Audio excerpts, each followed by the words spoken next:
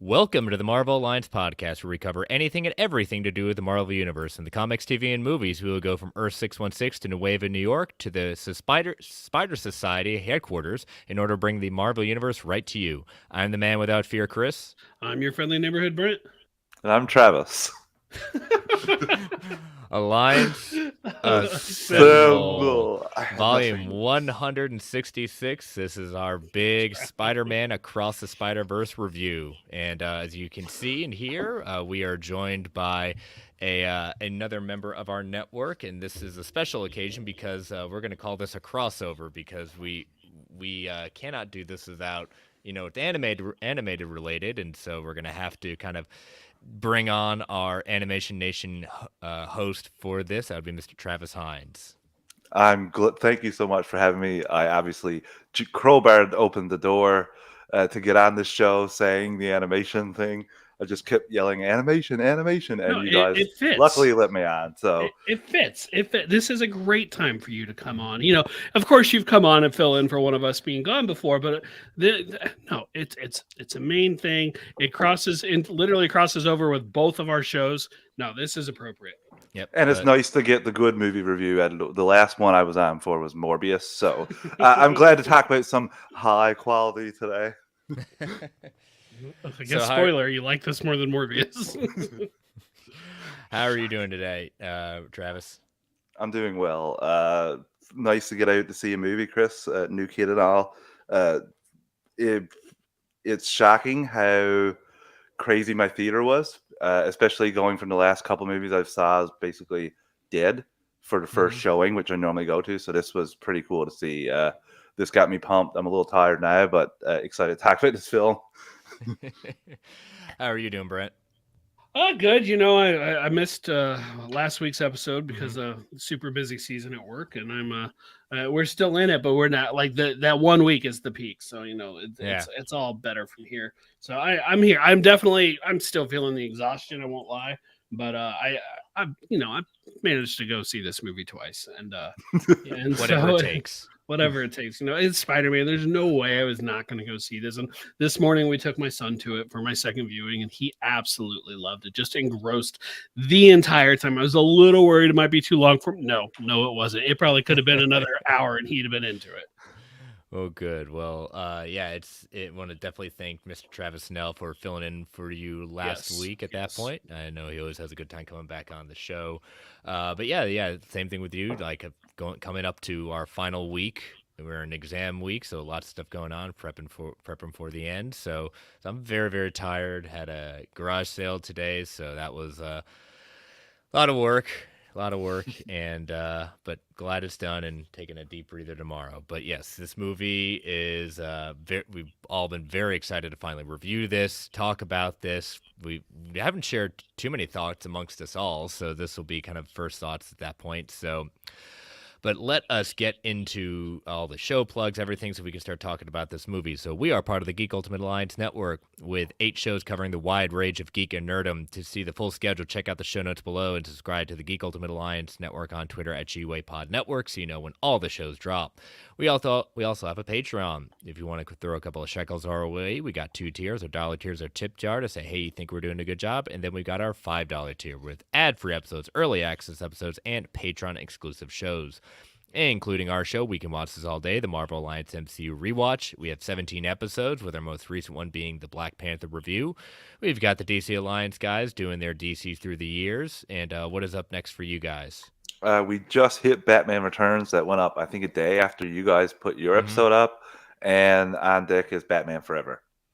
All right. Cannot wait to listen to that. And then we've got Joe doing his Multiverse Minutes. I think he's doing kind of a summer thing going on, looking at some summer movies. And I know you guys are doing a crossover with looking at the amazing Beast Wars and Beast Machines as the lead up to Rise of the Beast. And I know, Travis, you've been really enjoying doing at least the most recent episode of Beast Machines. It was like, honestly, I got tortured for enjoying Beast Wars, and I think it's going to be just like that. Beast Machines, the Beast Rise of Beasts movie is not going to do that well, I don't think.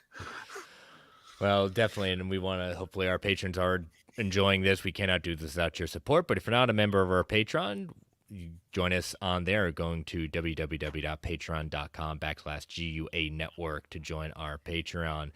And if you can't join us, we totally understand. If you can take 30 to 90 seconds and rate and review us on Apple Podcasts, Spotify, Amazon, wherever you get your podcast, we greatly appreciate it. And last but certainly not least, we want to thank our official sponsor, OrganicPriceBooks.com, for your omnibus hardcover collected edition needs. JP and the crew at OPB have got it going on with immaculate packaging, excellent customer service, ships around the world. Look at some of these new final order cutoffs, timely releases. We've got the Spider-Man, the Clone Saga reprint coming back out, Volume 1, with 2 covers at that point. And not to be outdone, Spider-Man Ben Reilly, Volume 1 of the continuation of that after the Volume 2 of the Clone Saga, which is also coming back into reprint, just not in this final order cutoff. So use that code MARVELGUA at checkout to get $2 off every single order. And we want to, as always, thank them for being our official sponsor. All right. So let's talk about this in non-spoiler thoughts at that point. So, because I know, we are recording this a day later than what we usually do, but, I know a lot of people are seeing this, and tracking has been pretty good on this. Cinema score is an A, but I'll throw it to our guest first. Travis, non-spoiler thoughts, what did you think of this movie? This is always tough to walk that line. I love this, Chris. Obviously, this was a step up from the second film, in my opinion. From the first film, sorry. It joins that rare air of sequels being better than the original when the original is really good. I thought the animation style was great, especially how they hop between various styles. We'll get into that, I'm sure, throughout the episodes. I thought that other characters that we saw in the previous film got a chance to shine, that they didn't see them shine as much in the initial film. We got a lot of Easter eggs. If you're a Spider-Man fan, if you're not a Spider-Man fan, this film is still for you. There's definitely great messages behind it. I have a theory. I have some conflicting thoughts about some characters. I really can't wait to dive in deeper. But if you're a Spider-Man fan, you have to see this film. And as someone who loves animation, this was just like a chef's kiss in terms of the fight quality, the animation when you go from different Spider-Man. Everybody had their own unique styles, themes. It just across the board, bravo. It's weird to see this come from Sony when you see the other things come from Sony. It's like, why can't you be this thing? Like what so yeah, I was so in love with this film, Chris. It was fantastic. What about you, Brent? I know this was also on your list of most anticipated. It was. This was actually my most anticipated Marvel movie of the year. So really, by extension, my most anticipated movie of the year. I called Into the Spider-Verse a love letter to Spider-Man when I first saw it. I referred to No Way Home as a love letter to Spider-Man's cinematic history. This is the movie that it basically encompasses it all, right? Like it encompasses just Spider-Man. Like everything there is about Spider-Man is, I feel, represented in this movie. And I'm sure that's not literal. Someone will come up with something of Spider-Man somewhere that wasn't in it. But I'll leave to where I'm going to rank it towards the end, partly because, frankly, I'm still mulling that over a little bit. But I will say this. If you look at comic book trilogies, this is probably the best part 2 of comic book trilogies, period. There are a lot of comic book trilogies out there. This is probably the best part 2. That's why I will say with this. That's a Travis Snell level take there. Ooh. Yeah, this, going in with such high expectations, as we all did with how good the first one was, how, again, it was one of those kind of more picked up a huge following after the Oscars, after it dropped on Netflix, and it just became kind of this like phenomenon, like more people discovered it after. And I will always caution myself going into this. The trailers look great. The first movie was great. Like I was trying to be very cautious in going into this, and I didn't like this movie. I absolutely loved this movie. Absolutely loved this movie. It was just like we always say Madam Web at the blueprint. Into the Spider-Verse with the blueprint for this movie and what it could We do, but I mean, all joking aside, like Spider-Man is the blueprint. Yeah, Spider-Man is the blueprint.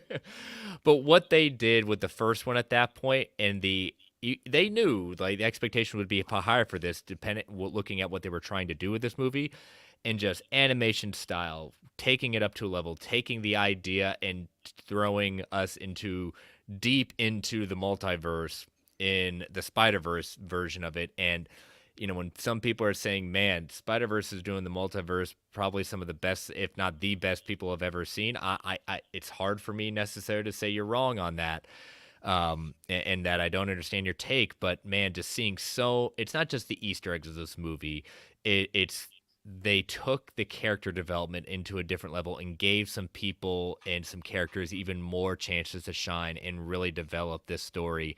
And the heart, they did not lose the heart of what was in the first one. And I think that's what really honed in on what was so good about the first one and take it to that next level. But man, this is something special. And if you haven't gone out and see it, find a way to go and see it at that point, even if you have to, again, go during the week. It doesn't have to be a weekend. You will not regret this in whatever format you see it. It will, I have not heard, I don't think I've heard one negative take. And again, I don't necessarily mute people who have negative takes. I mute trolls. And definitely I have not seen a harsh negative take on this to do this. But yeah, this was an outstanding return to form. And Brent, you saying it's the best part 2 of a trilogy. Yeah, that's definitely, I can definitely see that. I don't know if I'm there yet to say that, but I can totally understand why you say that. That's fair. Definitely a possibility. I'd have to go back and watch a few other movies again, but this one's fresh on the mind, so it's definitely. I mean, frankly, I tweeted the other day that if they stick the landing and part 3 is anywhere near as good as Into and Across the Spider-Verses were respectively, it's going to be the best comic book trilogy of all time. Won't argue with that at all. Definitely they have that chance right now. Yeah, they have to stick the landing to get there. Mm-hmm. It doesn't matter how good part 1 and 2 are if part 3 is a total dud. If they give us a Venom, if they give us a Morbius with part 3, it doesn't matter. But if they bust out Spider-Man 2, something like that, Spider-Man Homecoming, something like that, then no, it's going to be the best trilogy of comic book movies of all time. Well, if you don't, I'm sensing probably we're all good on non-spoiler thoughts. I think we want to get right into the spoilers. Yes. So we're going to take our first ad break of the evening. So listeners, these ads help keep the lights on at the Geek Ultimate Alliance Network. We don't get to choose what ads come on, and they can be a bit loud. So give it that 3 count before they come on. 3, 2, 1. We'll be right back. And we are back. So as always, listeners, we're going to tackle this act by act. We're going to try not to go into all the parts of the act, but we've got our notes in front of us in case someone wants to talk about something a little bit more at that point. But looking at Act 1, I'm going to, starting at the beginning, I want to start at how this opens in basically a 20 to 25 minute prologue looking at and going to Gwen's world, Spider-Woman's world at that point. And it's just looking at the color palette of what they chose in this, the idea of how not only she's telling her story, but the way the world interacts with her mood. It's basically the color palette changes based on her mood. And this is very similar to the color palette that Robbie Rodriguez, the co-creator of Spider-Gwen's, very similar to the covers that he did at that point. So what did you all think of how the choice of the opening focusing on Gwen and her backstory? So to me, put this in TV terms, this felt like a backdoor pilot for something that I saw making the rounds the last couple days before, where apparently Amy Pascal either I have not found like a direct quotes flat out stating this, but it's heavily implied because even the Variety article where this comes from to me like is more responding to it. But the heavy implication is that they're looking at producing an animated Spider-Woman movie, and to me this is just the proof that they could absolutely do it. That character, not that I personally needed the proof, but for the mainstream, for the general audience, that this character absolutely could carry their own movie. I thought the opening was a lot of fun, and frankly, you get 23 minutes, whatever it is, into it, and then like the opening song or whatever, the title drop hits, and I'm like, oh, I forgot we haven't even seen that yet in this movie.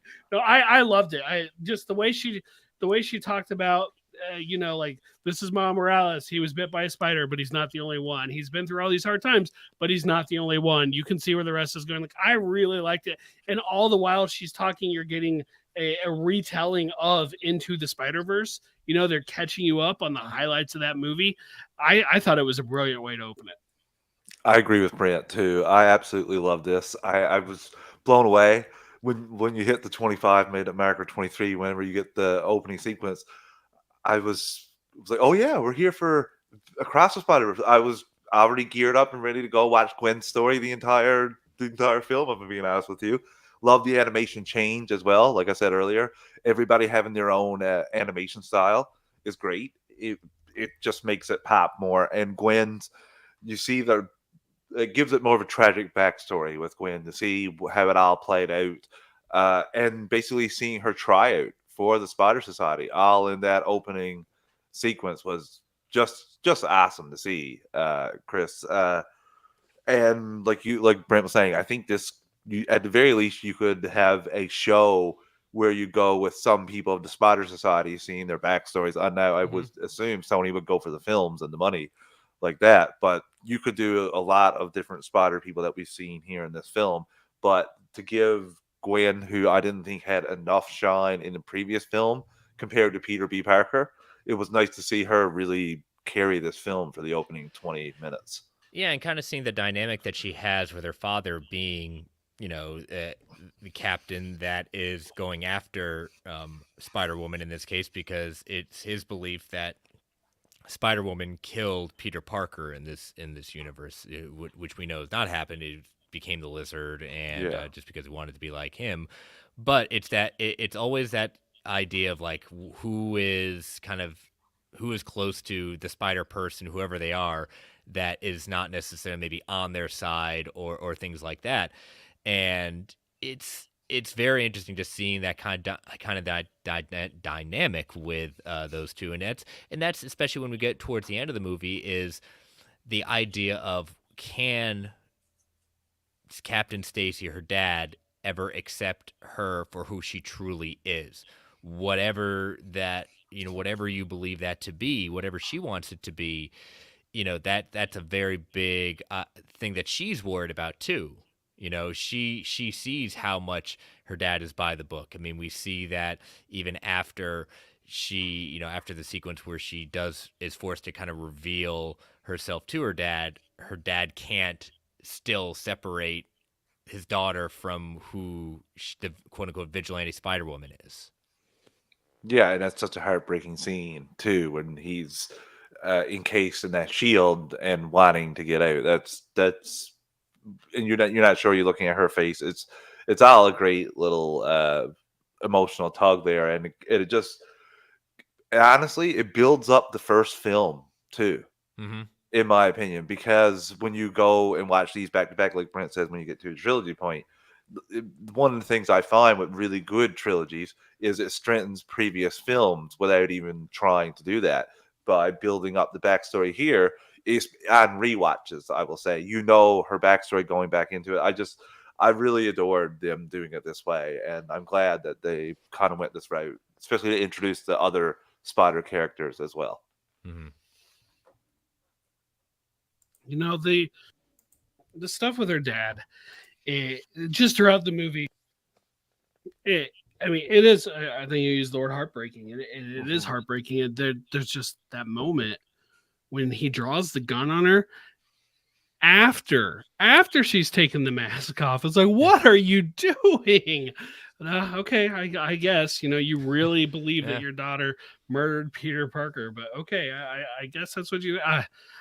But that said, he's a man of his convictions, and I guess I can guess I can respect that to a point. But at some point, you got to realize your convictions have got it wrong, and I'm glad that eventually he does get to that point, and he does realize no, his daughter's not the one. She's not a murderer. Yeah. But I'll tell you what, when we get to the big action set piece at the Guggenheim Museum with the Renaissance vulture, I mean, this just begins our exploration of how amazingly crazy and beautiful we can get with the art style of this. And I'm not saying the vulture is the most interesting character that we see in the Spider Rogues gallery, but I think this is the vulture that's probably the most interesting looking, and I would like to see more about that world. I love the design of the character, and I love that how much that they use that design while dropping him into Gwen's world. That's something that this franchise just does so cool, of mixing the different art styles, and absolutely love that they pull that off and make it look so good while they're doing it. Mm-hmm. Agreed, Brent. And I'm with Chris. I want to see more from this world. Give me a Doc Ock in the Renaissance style. Give me a Scorpion, Green Goblin. I want to see them all. But yeah, then it starts the intros of our other Spider people. We get my man Miguel, Spider-Man 2099 in the flesh, finally jumping through the portals. We get Jessica Drew, Spider-Woman, played by Issa Rae. And I just, her coming in on the bike, but also the fact that launching her webs through her fingertips at that point. I mean, they're all very formidable. Like just Miguel being this kind of brute force when it comes into taking people down. And, you get that a little bit out of Jessica Drew as well, but also with some finesse about it. Mm-hmm. Mm-hmm. She has to have finesse where she's pregnant as well. True. She is, and there is one thing I noticed in today's viewing. It's like she's pregnant. They don't tell you how many months, but later Gwen says she's been working with them all for several months, and it's like she is the same level of pregnant throughout the rest of the movie. Yeah, like, I noticed that as well. They probably should have modified that baby bump a little bit in there, but that's all right. If that's my biggest complaint, then I'm doing all right.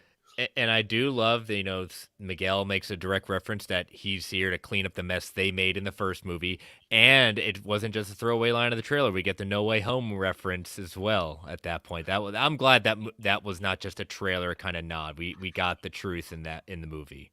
Doctor Strange and the little nerd. The nerd from 19999. I assumed that was a line for the trailers and it was going to get cut, right? Just, one of those cut lines that's put in there.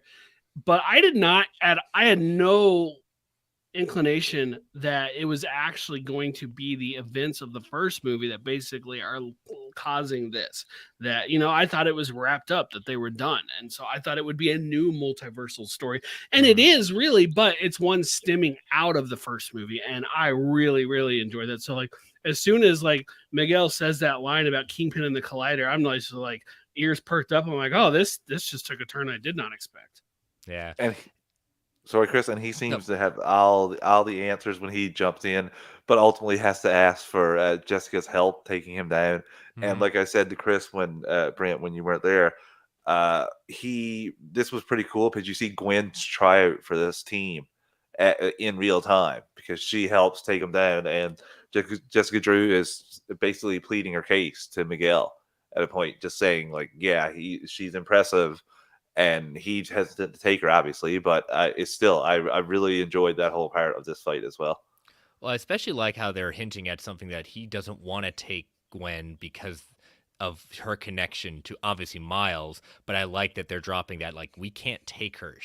Basically, she's a liability.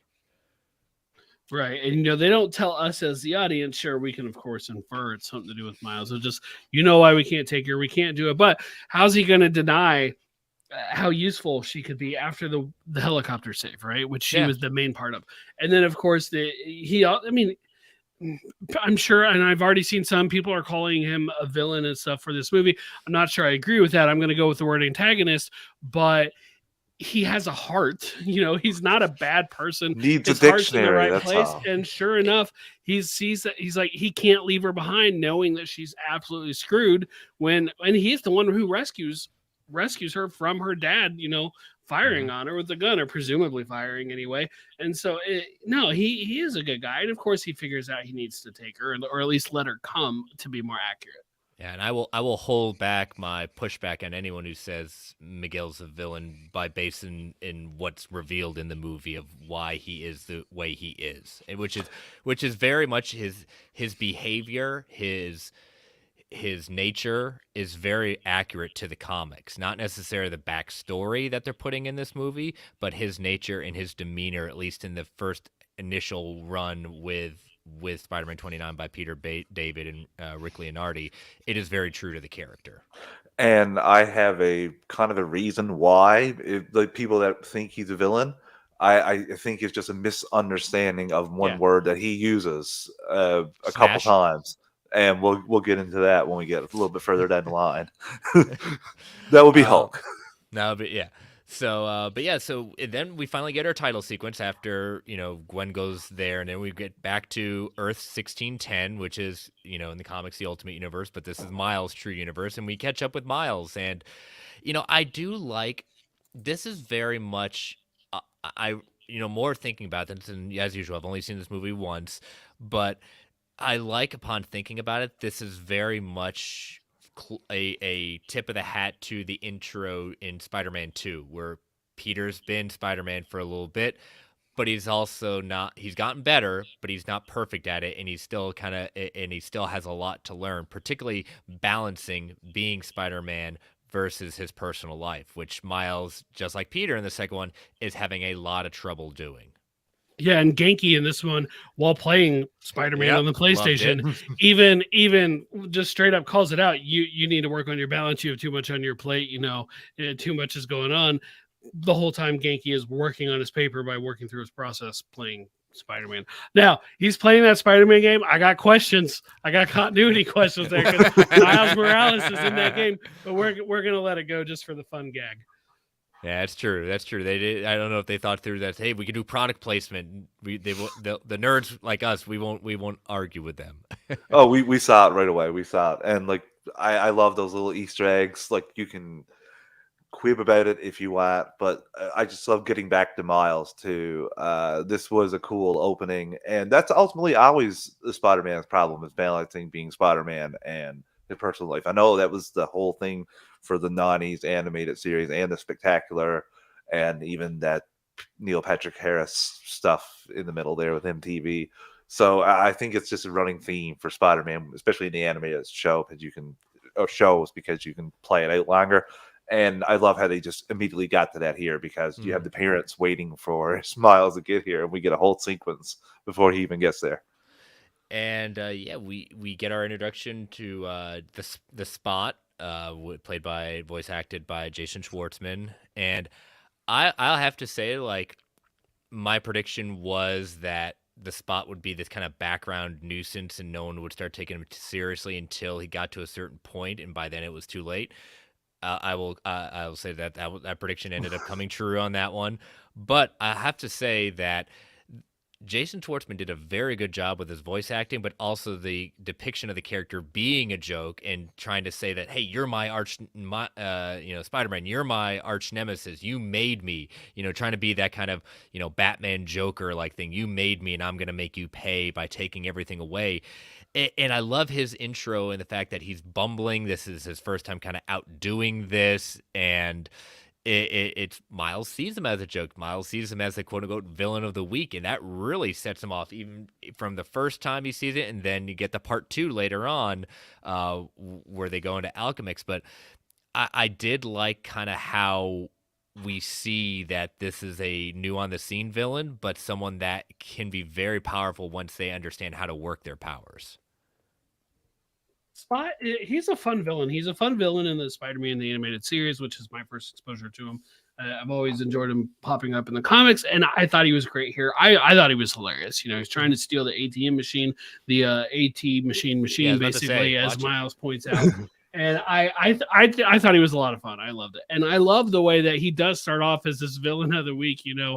That this classification that they give him, and by the end of it, he's potentially a multiversal dimension ending threat. Like just the way that he develops, and the whole reason for why he's doing what he's doing all centers around Miles. Is like, yeah, he kind of is Miles' arch nemesis at this point, or at least he's doing his damnedest to turn him into one.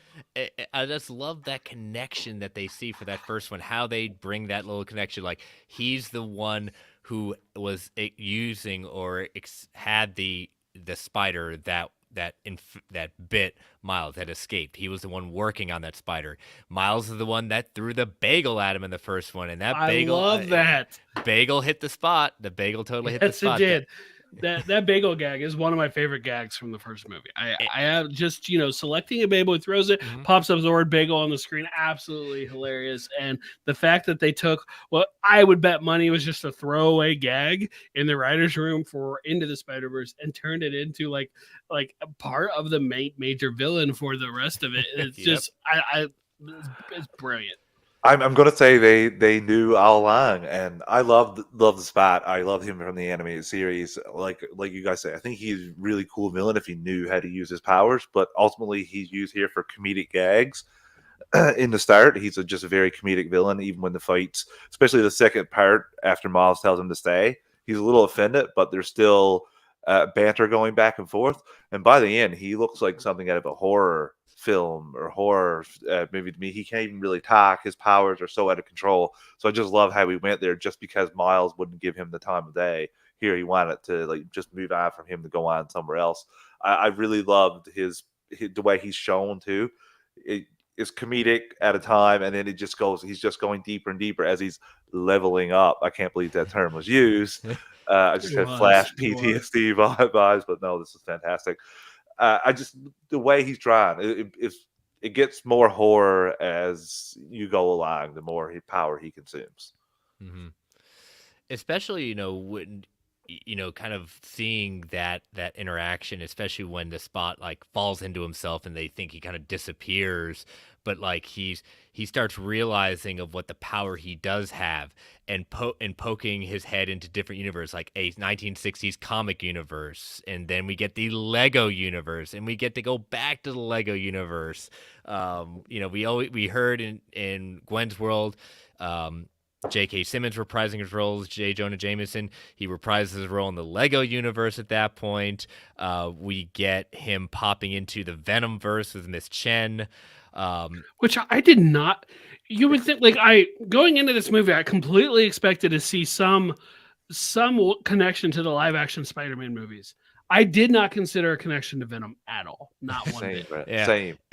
And I love the line that he says, the tip of the hat to the second one, the power of the multiverse in the palm of my hand. And I was like, that was very well done. Nice job.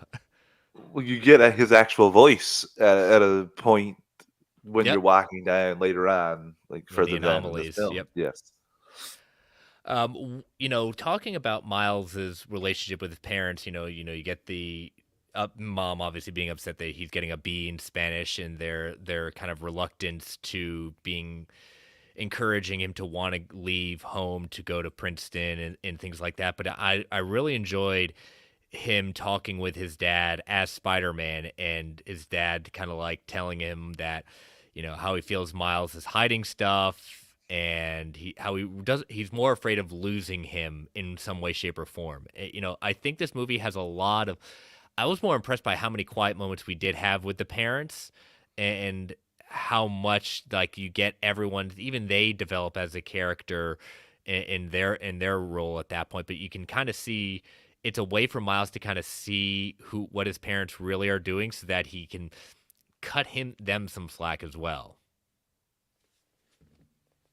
Yeah, the stuff with Miles's parents in this movie, and one, I appreciated how this movie had more focus on his mom, whereas the last movie was more focused on his dad.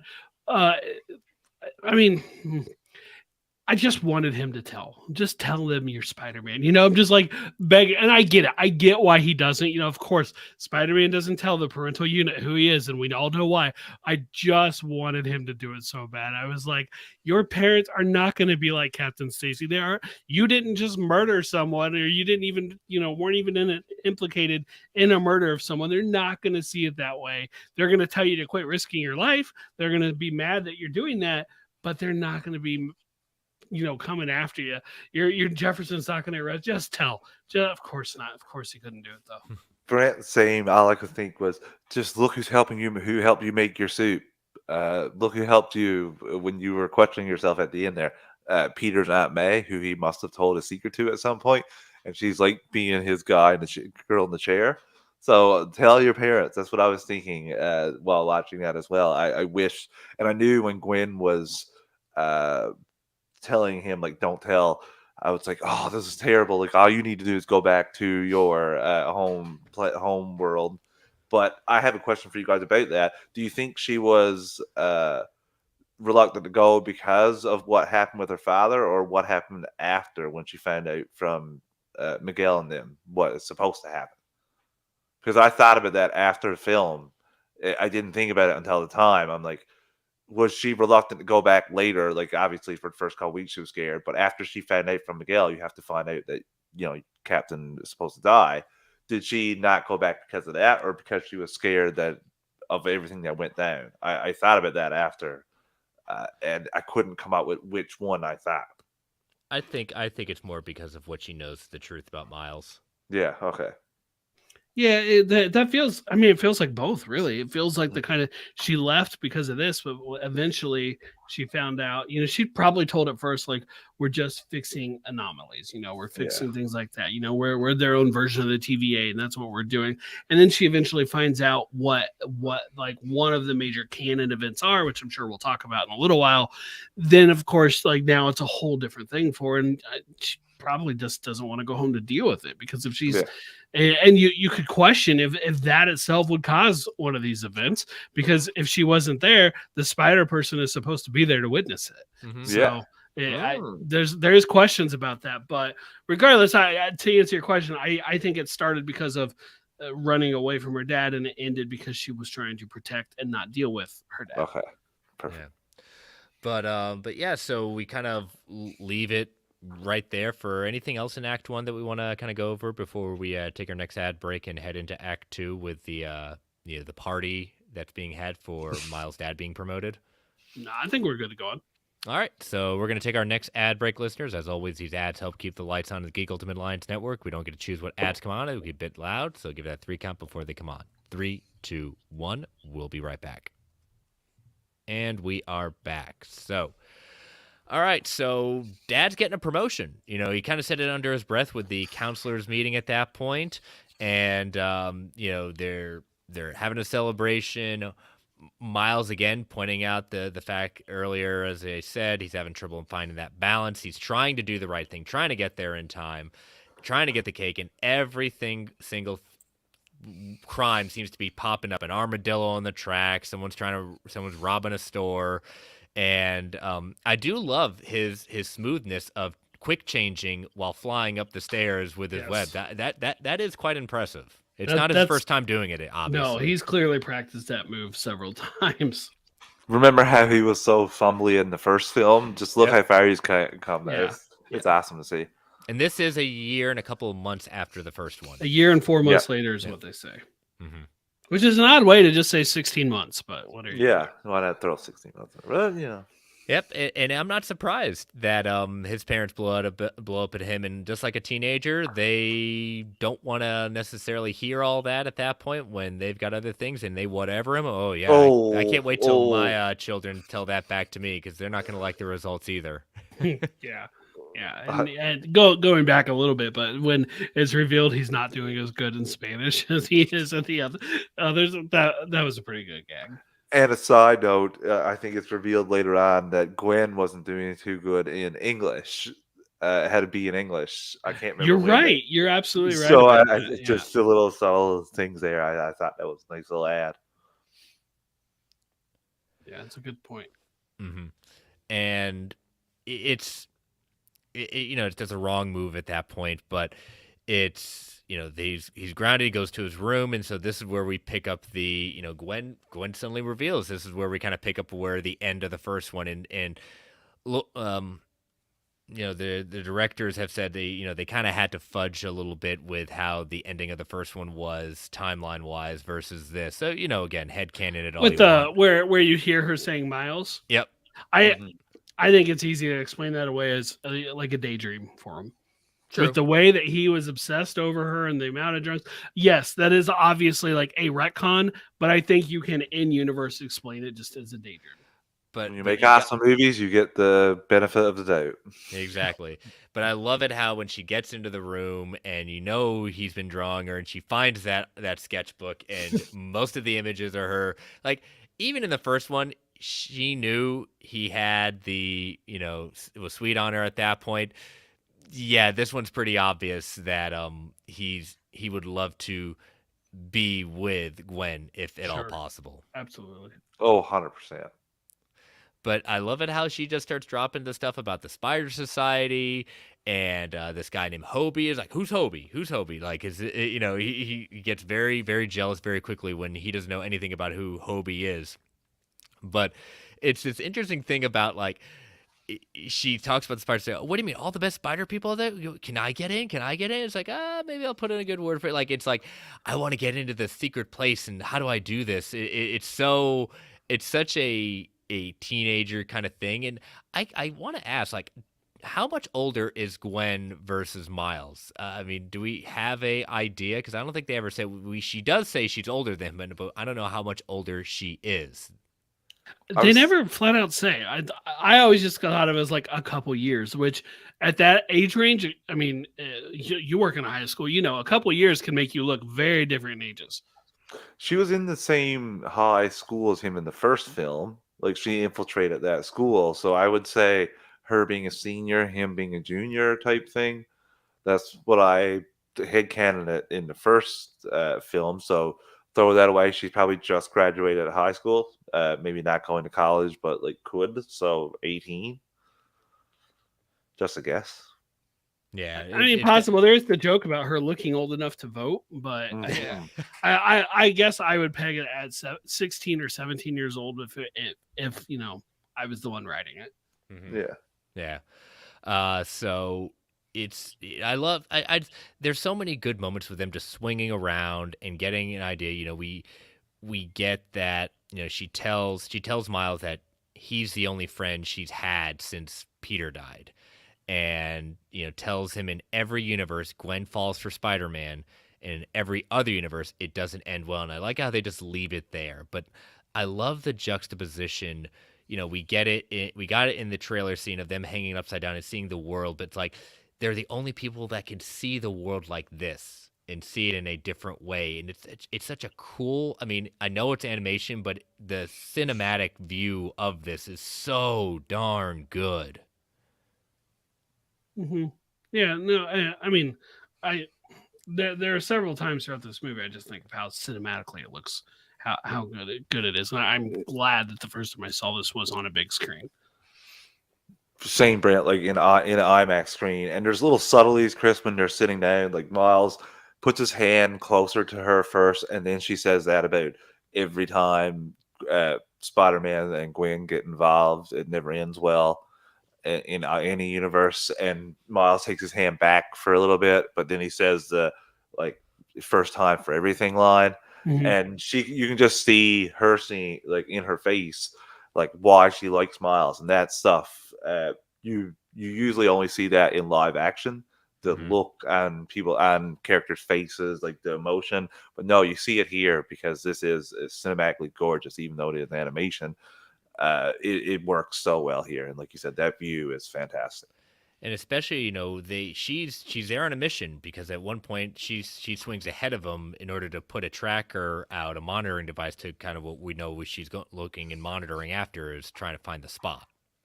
Yeah, it's a pretty cool device. I thought it might have been something for Miles first, because she was being a little quiet, but I didn't know if she was there for the spot or if she was there for Miles because of the way that Spider-Man 2099 was being earlier.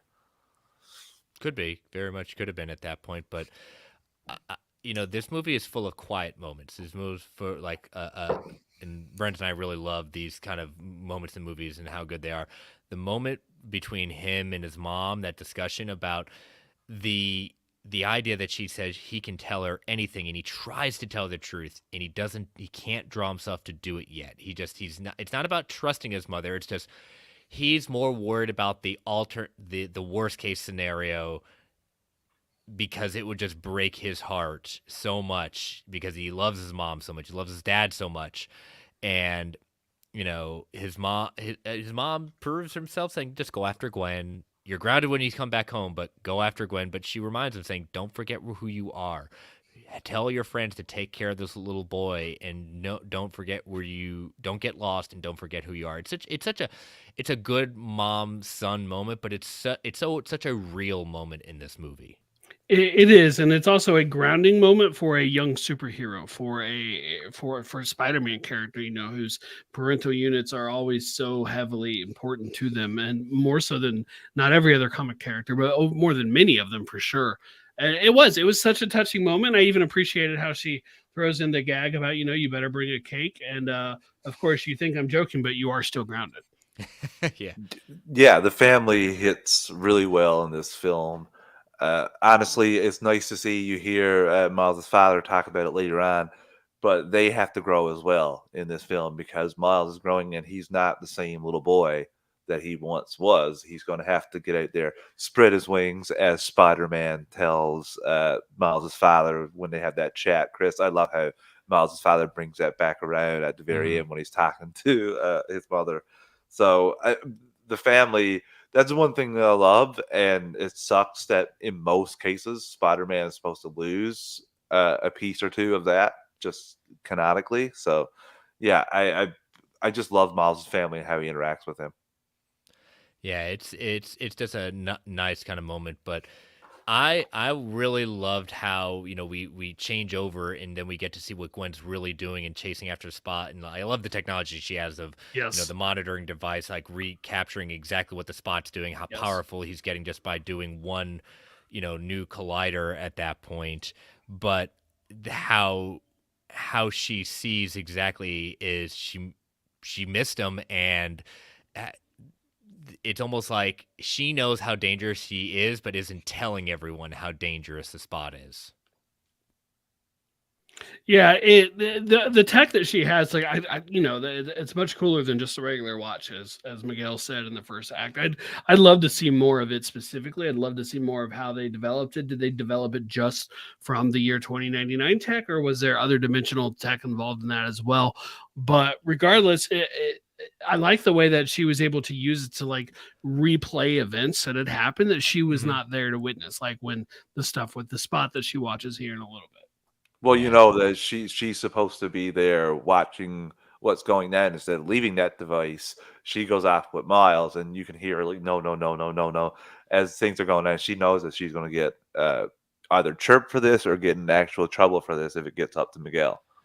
Especially that they told her specifically, do not talk to Miles. And Yes. Jessica, Right. she begs Jessica, don't tell Miguel I screwed up and let me fix this. And she's like, sure, Lila, you're going. The computer program Lila at that point says, fine, Jessica says, alert the spider in the universe where the Spot is. At that point, Spider Woman's going to be joining him in that universe at that point. And she says, you basically have a day to fix this.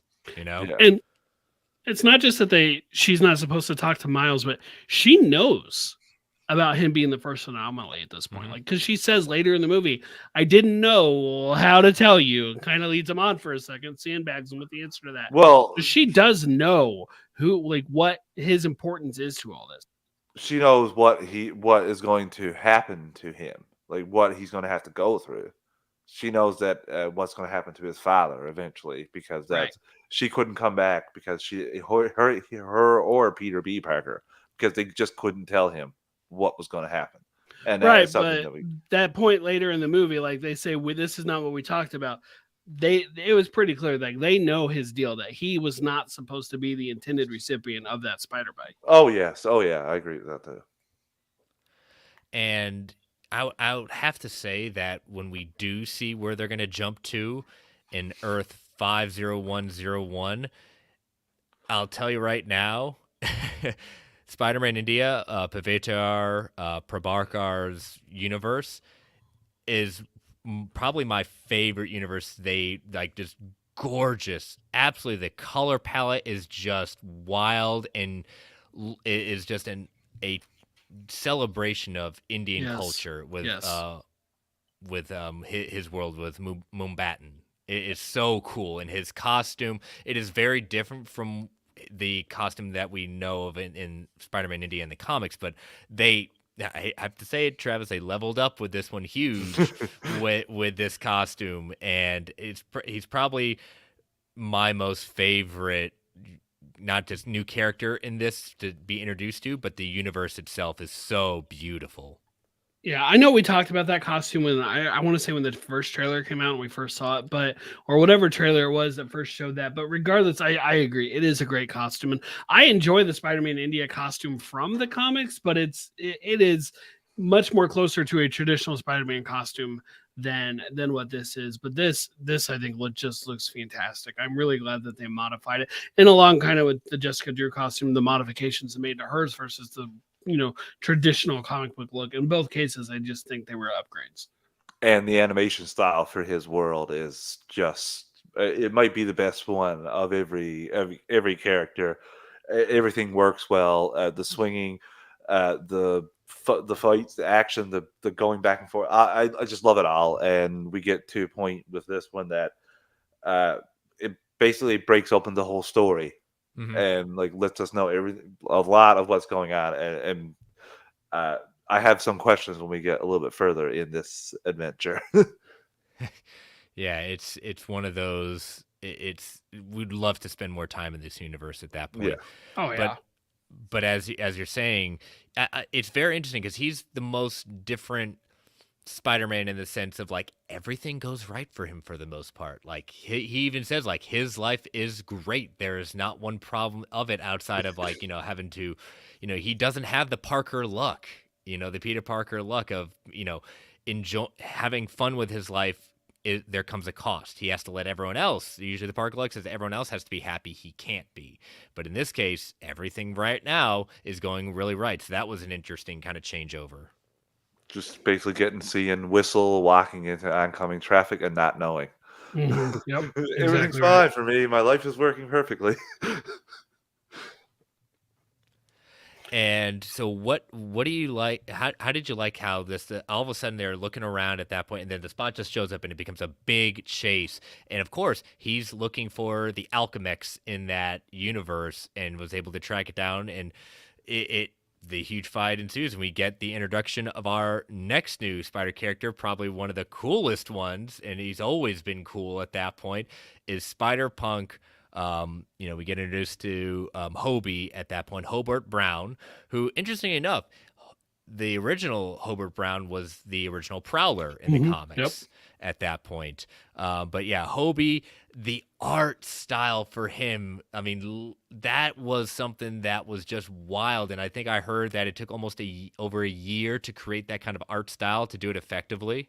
I'm sure because it seemed to like the tinting on his whole body and character seemed to change throughout the movie, throughout his scenes and stuff. I'm sure it took a long time, and I love that he real early on tells Miles it's like he's seen people with similar powers to Miles before because Miles was trying to break through that energy shield with his Venom Blast to get to the Spot, and he says you're only using your fingertips. You got to use your whole hand. You got to put your palm on there and use the whole thing. Of course, that's going to come back to play in a little bit.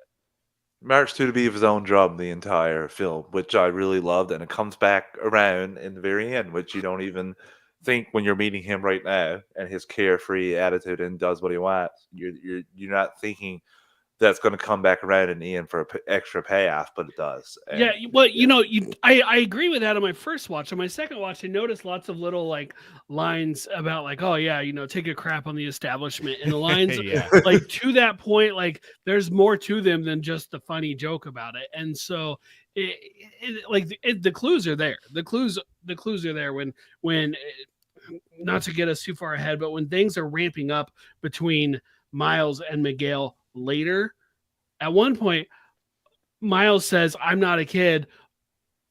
Hobie says, "There you go." And one of the others, and I think it was Jessica Drew, but I'm not sure. Someone says, "Hey, you're not helping." He just says, "Good, good. I'm not trying to help." And so it's like he is clearly like he's working with them, but to me, he's been questioning them. He's been he's not questioning it. blindly following. Right, right. So I thought his character was fantastic. Agreed. Yeah, especially just how he says when later on, when we head to the next act, like when he finally reveals, because even how his origin, he talks about his origin, and then he gets to the point where who he is. Wait, no, I'm not showing you that. But then we get to when he sees him on there, he says, "Oh my God, you're even cool when you reveal who you're when you see who you're." I've always been cool. It was always Yep, cool at that exactly. point. But this big fight with the Spot, and Miles trying to reason with him, telling him, "Hey, you don't want to do this. This is really causing some major problems. We can talk about this. I get it. I'm sorry about the villain of the week comment. This, that, and the other." And when he's able to block them off with the force field at that point, Miles tries to absorb it and use Venom Blast. But then when Hobie breaks in and breaks through it at that point. Um, Spot's still able to go in the collider despite all of them trying to hold him back. And Miles then sees a possible future. We don't go all the way, but we see, quote unquote, his dad running to save a kid, but that's where it's cut off at that Right. point. But he Right. warns them, I'm going to go after everyone in your family, anyone you love, and basically kill them. Right. So- And at this point, it's debatable of how serious Miles is taking him, but I think, within the next few minutes, he's going to take him a lot more seriously. I bet you Miles thinking, should have just ate that bagel. I should have just ate that bagel and just went along my day. Yeah. Things would have changed. And especially, how, that then we get to kind of the big moment where the Alchemix building is collapsed, Spot has escaped. They're trying to hold back the building. It's not going to work. So they're going to try to save as much people as possible. And then Gwen gets that warning on her wrist that says cannon event, approaching. And Miles comes up and starts having conversation. But then we start seeing Pavitra, Spider-Man India's girlfriend's in danger. And her father, Captain Singh, is also, he's trying to rescue someone, but he's in danger at that point. Miles notices, I'm going to save him. And Gwen's trying to distract him. No, we got to do something else. He says no. And that's when he's able to save Captain Singh and the child. Pavatar is able to, Spider-Man is able to save his girlfriend at that point, and then it says on her wrist watch, canon event changed. And the first time I watched this, and for the record, this is like the second time they've used the phrase canon event or check the canon or something like that. But the first time I watched this, I didn't really think about the canon in the way that we would use it as comic book fans. I just thought of it like a literal weapon on a pirate ship cannon. Is the Spot interfering with some sort of cannon device that this Alchemix in this dimension has been building? And that's what I thought it was going at first. Cannon event detected. Oh, the collider and these cannon are going to collide. Of course, that's not what it was, and you realize not too long later what it was in actuality. But the second watch, I'm like, oh wait, no, they said they way early dropped. I want to say it was during the stuff with the Vulture when Miguel mentions the cannon the first time. I don't remember hearing him say that the first time, but when they mentioned this here, I understood what they were talking about, and because of the way they played up what was going to happen to the captain and his girlfriend. Yep. In multiple shots, that kind of gave me a light on that. And I have a question where he stopped that and we got the decay. Did that seem very similar to the What If episode for you guys with Doctor Strange? Just the way the world was rotting, that's what that's the I first hadn't thing I thought of about. that, but I could see where you would, yeah. Especially where you're getting that reference earlier to the MCU part with Doctor Strange and the nerds, and the nerd. I that's the first thing I thought, and then I'm thinking does the same rules apply here? Is it decaying because of the canon event, or do they just think it's decaying because of the canon event? I'm a little confused on that whole part of why that world started to decay. Well, I think there's room for interpretation on there. Miguel's going to tell you it's because they saved their. I think he was an inspector was his actual title. Yeah, Inspector Singh. But Miguel's going to tell you it's because of that. Miles is going to tell you it's because the Spot went nuts on everybody, and it's the Spot that caused it. It wasn't the fact that they saved Inspector Singh; it was the Spot causing it. And that's the great conflict of the movie of who ultimately is right. Mm-hmm. Yeah, and like you said, there's a lot of room to debate with that at that point, and that's when you get Jessica coming in with some of the I'll call them the scientist spiders Yeah. variants at that point, trying to basically save this world and see if they've been able to do it. And orders Spider Punk, Spider Man India, Spider Gwen, Miles all go them back to HQ. And that's where we head into with Act 3. But anything else we want to talk about with Act 2? I know, it did what all great Act 2s do, and they ramped up. They ramped up the tension. They ramped up. Leveled up. They leveled up. They started to give you some of the stakes of what the movie is, of what the story is that you're watching. Are we trying to hit the level 10 or something here? Yes. I mean, you go to level 11, but all right. I'm ready to hit the society, Chris. That's great. So, all right, folks, we're going to take our next ad break as we head into the final act of Across the Spider-Verse. So, and it's a long one at that point, too. So, but again, these ads help keep the lights on the Geek Ultimate Alliance Network. We don't get to choose what ads come on, and they could be a bit loud. So, give that 3 count before they come on. 3, 2, 1. We'll be right back. All right. So, we open up and we arrive at this Nueva York, where the Spider Society's headquarters is located. And I'm going to tell you right now, this is not the Nueva York that is in Spider-Man 2099. It is quite like Gotham City is Nueva York in the comics. So this is a very much creme de la creme of society, at least on the outside of what it is. So, I mean, that was all right, we'll take some liberties with that. But, we see the lobby, we saw it in the trailers, but how cool was this kind of seeing the walking and talking around in the lobby, seeing all the different spider variants? I still love that line. This is just a lobby. Yeah. No, this is one where you really got to be able to pause and just look around. There's even that, they introduce 1 or 2 spider variants and they have the little pop-up comic book box telling you who they are. And then it gets to this one scene and it just pops up dozens of those things. And there's no possible way anybody actually was able to catch all that on the first viewing. But that is a scene I'm ready to own this movie. I'm ready to hit pause so I can see that and actually like look and just take in all the different spiders that they're treating us to during this. I agree. This is like the appetizer for the main course of spiders. It just gets you hyped and ready to go. I couldn't believe it. And when, like you said, the line of "this is just a lobby," I was like, "Oh, what are we in for?" Just inject it all into my veins. Yeah, especially trying to kind of go about seeing, like, writing down what I saw, but also seeing what other ones saw. We saw Cyborg Spider Woman. We saw what was it? Patrick O'Hara, Web Slinger, and his horse Widow, both voiced by Taron Killam. Max Bourne, Spider-Man, Ezekiel Sims, as a therapist. So Ezekiel is in this, but in a costume, which we're not used to seeing.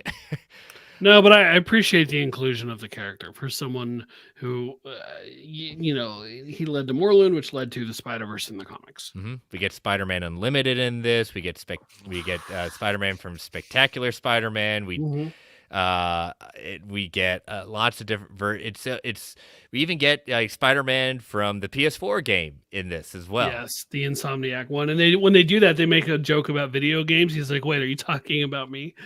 Well, the villain for the Atari Spider-Man game, the Green Goblin, is in that thing as well next to him. Mm-hmm. Yeah, what some of the other ones we see Doppelganger in this, we see Superior Spider-Man in this, we see Earth X Spider-Man, Spider Cop. Like, there are just so many to list that we see the different armors of that, the Amazing Bagman. I still think there's one that looks like Spider-Side, but they didn't really focus on him enough for me to be definitive. But I know there was that shot in the trailer where I also thought it was Spider-Side.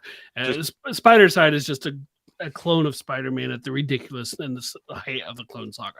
Mm-hmm. By the end of the summer, Brent, there will be a video on YouTube. Basically, every I don't usually watch the Easter egg breakdown videos, but I will be watching one on this.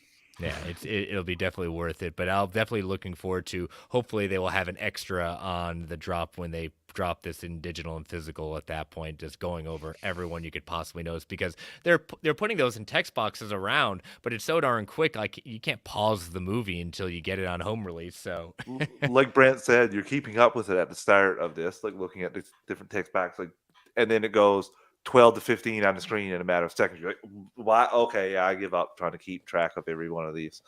Yeah, no chance you're doing that, at least on a first viewing. But Miles starts glitching because he's on a world that he shouldn't be in. So Jessica tosses him a wristband. And says, "Oh, I'm a part of it." And no, you got a day pass, so don't worry about it. But Brent, talk about Ben Reilly. You finally get to see Ben Reilly. He maybe not gotten my prediction about being 10 to 15 minutes on camera, but he was on there, a little bit here, a little bit there. What was your opinion on this Ben? movie? Had hundreds, if not thousands, of different spiders in it. He had lines. He wasn't. He was he a background player? Yeah, he was, but he was like the closest to the foreground you get of the background players. All right, if you listen to the Geek First podcast, and I had to know what Snell thought about him. Okay, Snell ultimately did not really appreciate this interpretation of Scarlet Spider. I thought it was hilarious. But the main reason I thought it was hilarious is this is a character that, while technically has his first appearance in like the 70s, he became the Scarlet Spider as we know him in the 90s. And they were just hamming up the 90s, the 90s-ness of his character, and like the way he was always in agony over his memories, which he's still going through in the comics. The way he, the 90s comics will just have the big serious poses and stuff. I'm just surprised they didn't make him more muscular to play up on the muscles on top of muscles that the 90s would have. But of course he did have his leg belt. He's got his hoodie. He's so deliciously 90s. I love the whole thing. I'm glad they included him. Would I have appreciated a more serious take on the character? Yes, I guess I would have, but honestly, I don't think there was room for a more serious take on the character. They just, like, this movie is 2 hours and 15, 20 minutes long, and I still don't think they had the room to develop another Spider in a way that would have felt worthwhile to devote that kind of time to. See, this is one of my conflicting characters that I talked about. I absolutely loved his animation style. I loved how it stood out among the other Spider-Man when we saw it, especially in the inn when they go to stop Miles with the couple Spider-Man go with Miguel. I just love how his animation style sticks out, but I could not stand his voice. Could not stand it. Not even as much the dialogue. Yes, it was a little like, "Oh, I'm so sad." But honestly, I know Andy Samberg voices this, and I love Andy Samberg from Brooklyn Nine-Nine, among other things. Hot Rod was the first time I saw him in anything. But he does a voice in the pilot of Brooklyn Nine-Nine for a teddy bear that got a camera in it. And that's the exact voice he uses here. And that's all I could hear. I could not unhear it. That's the first thing I heard when I heard him speak. So the lines, I just really annoyed me. The lines really annoying, but the animation style I loved. So I was so conflicted. Every time I heard him speak, I just wanted to say, like, just stop, just stand over there looking pretty in your awesome animation style. I'm sorry. Just don't speak any lines, please, because that's the voice. It was so, I know it's just a little thing that not a lot of people, but I see Brooklyn Nine-Nine a lot. So that's the first thing I heard, and I could not unhear it. I get that. That's what he's known for, his comedy. He's known for that show at that point. Yeah, Ben is bulked up at that point, but he's also, in the comics, he is supposed to be a little bit bulkier than Peter is at that point. I get what they were trying to do, just saying haunted by past trauma and like having this internal monologue externally at that point. That's not necessarily Ben in the comics, but what they do kind of get right is that torment that he does focus so much on his past and all the wrongs that are done to him. That is a very common part of Ben Reilly. But again, once you dig into his past and things like that, you can't blame him. So they just took that and put that on a level to what was it, level 11 at that point with him. Is Sandberg a voice actor? No, I'm not, maybe, but by definition he voice acted. But you know what I mean. Like, is he somebody who makes up voices and changes their voice for different characters? Like the way Tara Strong is the first person. I don't think so. And I wonder if that kind of thing is part of the problem. Like that maybe works for something in What If. Let's say Sebastian Stan, because he's voicing his character. So that is how that character has always sounded, though I was critical of his performance in What If. But regardless, whereas in this, if Sandberg is not, if it's the voice, but that's just his voice, and it's the same voice you've heard the one or two other times he also did a voice only part. Like, I see where that could absolutely throw people off. I never got that into Brooklyn Nine-Nine. I saw a few episodes. There's the funny Backstreet Boys bit at the lineup that is hilarious every time I see it. But other than that, like, I really don't know the show that well, so I'm really not that familiar with his work overall. So to me, the voice wasn't that distracting. But if it sounds exactly like he does in other things, I get why that would have bothered you. So kind of moving on, like another cool part in Easter egg thing was the anomaly prison with all the villains they've captured that they've got to put back in their realities at that point. Like you pointed out, Travis, with the Green Goblin from the Atari, game at that point. You got a Doc Ock that, they use Alfred Molina's voice saying, "Hello, Peter," and an actual rhino. And then we get Childish Gambino, Donald Glover in live action playing the Prowler. And this is a lovely tip of the hat moment to how much he has been involved in Spider-Man, trying, he was the voice of Miles at one point, thought of it possibly, being Miles in live action, but we know he was in Homecoming playing, Miles's uncle in that. So I mean, it was a cool moment. And Brent, you had talked about, I can't remember if it was you or Travis had talked about a live action sequence being in this. And so what did you think about having kind of that? We'll later get like seeing images from Andrew and Toby's Spider-Man with Uncle Ben dying. We got that, but this was truly an interactive live action with Miles as the cartoon character. What did y'all feel about that? How do y'all think that went over? Well, it would have been, honestly, it would have been pretty jarring, I think, had we not got that sequence earlier with the Spot and Mrs. Chen. Like, they kind of broke that seal with that moment, and I like that they included it. Yes, like the history of Glover wanting to play Spider-Man, and Brian Michael Bendis basically, having that be like the muse that triggered the creation of Miles Morales, and it just the whole story of the connections there. I love that they included it. And you know what? What's great, and this is a great time to bring it up. This movie at times gives you various flashes of different events. You just mentioned the Andrew Garfield, the Tobey Maguire ones. We have Donald Glover's in live action here. We also get different animation styles. We also got comic book panels and stuff. This movie just said all of it counts. It's all part of this collective Spider-Verse, or whatever random long nonsense term Miguel called it. It just, all of it says, and I love that they included that. So no, I think it's great. And I love that there's no reference to it. There's no like, oh my gosh, why do you look so different? Like, you look like you're 3D or something, right? Like, it just is. That's just the way they look on their universe, and they just immediately and readily accept that. And yeah, it is set up in the first Spider-Man movie with Spider-Man Noir versus Penny Parker versus Spider-Ham or whatever. And it's I love the Hammer Space joke earlier in the movie as well. But they've already set it up to do that, and they've established it further with the Spot meeting Mrs. Chen, with Miles meeting the Donald Glover, version of the Prowler. And I think it's awesome that they did that. And yes, it does increase the chances of potentially when we do get a live action Miles, which they are saying is coming, of it really being this Miles, of us actually getting this Miles in live action. May not be the same actor, but it's still being the same character.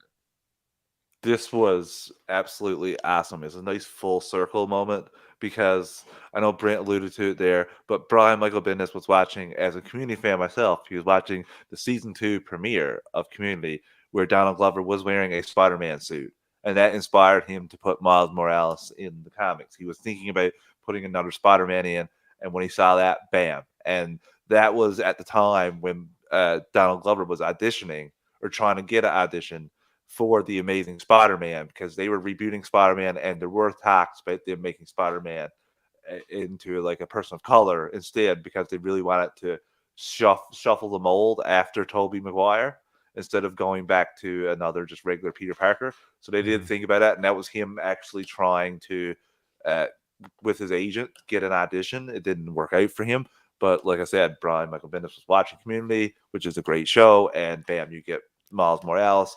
He voiced him, like Chris said, and it's all full circle, where you get Donald Glover there basically. It was something that we wish we could have gotten even from the MCU, which I don't think we'll see his character in Tom Holland's Spider-Man movies. I think it's just too much of a like it won't be talked about. So this was really nice to see for me. Mm-hmm.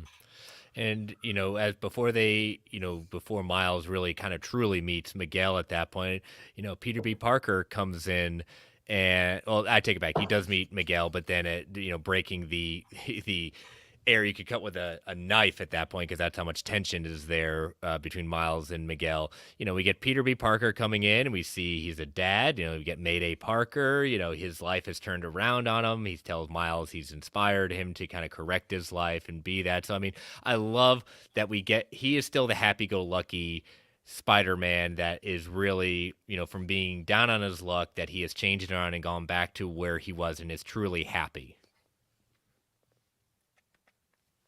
I was just thinking about this. Travis, you said you don't necessarily think we'll get Donald Glover as the Prowler in the MCU Spider-Man. For somebody who has been saying, let's bring the stakes back down to the streets, like I would be totally into that. And I'd love to get it. Just bring this costume over. Just use that. Give him a mask. Call it good. Mm-hmm. I love it. And you could, as part of a way to introduce Miles too, because we got that in Homecoming. He talked about essentially his nephew. So you could easily do that, but obviously they would want to go with Miles in their own film to try to get as maximized profits. It's pretty easy to see. It's understandable as much as we would love him to be in the MCU. Mm-hmm. But yeah, that the conversation that Miguel reveals exactly what's going on. He introduces them to the web of life and the Spider-Verse concept. The nodes where the lines converge or where the events have to occur, and define that Spider-Man. As we said, see Andrew Garfield's death with Captain Stacy, and tells Miles that Inspector Singh's death in Spider-Man India's was a canon event, and when he saved him, it put that Earth in danger. And Miguel makes a big admission saying, like, he is not just doing this without, like, personal reasons. He said he found a Earth where he had a family and he was happy. This, I've seen some discourse like Miguel didn't have a family in his world. He wasn't married. He didn't have a kid, but he discovered this world where a version of himself did have a family, did have a kid. He was happy. And then he saw that Miguel was killed. And so he decided just to take over that life and be happy and things like that, but saw that because he was there and not supposed to be there, it caused that basically world to glitch out of existence. And so he has used that as a personal, like, he failed. He was selfish and, kind of like, again, the Parker luck when, Spider-Man is selfish, trying to do his own personal needs to better himself, whether it be for good reasons or for not so good reasons. Other people suffer. And in this case, an entire world was wiped out. And so he has taken that upon himself to say that never again, we're going to, everyone's going to make sure to keep on their P's and Q's. We're not going to have anyone step out of line. We're going to keep anomalies out of there. And so that's why, to say that Miguel, Spider-Man 29 is a villain, that, like you said, that's a misunderstanding of what he's trying to do. Like, his actions may not be the best way because he can't stand that Miles can't get with the purpose of what they're trying to do. And when he strikes against it, that just infuriates him. But that's not a villain. He's like I said, even an antagonist. Yes, he's an antagonist against Miles, but he is not a villain in this movie. He's not the true villain. He just doesn't like that Miles can't get with the program. I think he's a little lost his way, to be honest with you, Chris, because this Spider Society is turning more into the TVA. There's elements of various things here which does confuse me in terms of like just hammering down what is consistent law for this universe or these universes, because it reminds me a little bit of TVA, a little bit of Multiverse of Madness, where if you're spending so much time on another Earth, it just starts to fall apart. So I'm not really sure where it stands on either one of those. But in regards to Miguel, he has a big speech with Miles a little bit later. But I guess I can talk a little bit about that here now too, in terms of he's a little confused because he calls Miles the original anomaly. Yeah, and anomaly is something that deviates. The term is something that deviates from what is standard, normal, or expected. And then he, just before that, he goes on this big talk about what you're saying about the web. So if Miles is the original anomaly, why would you expect him to comply with what is standard for all Spider-Man? Why do Well, you think that applies to him? That's my thing here. I think he's confused on that.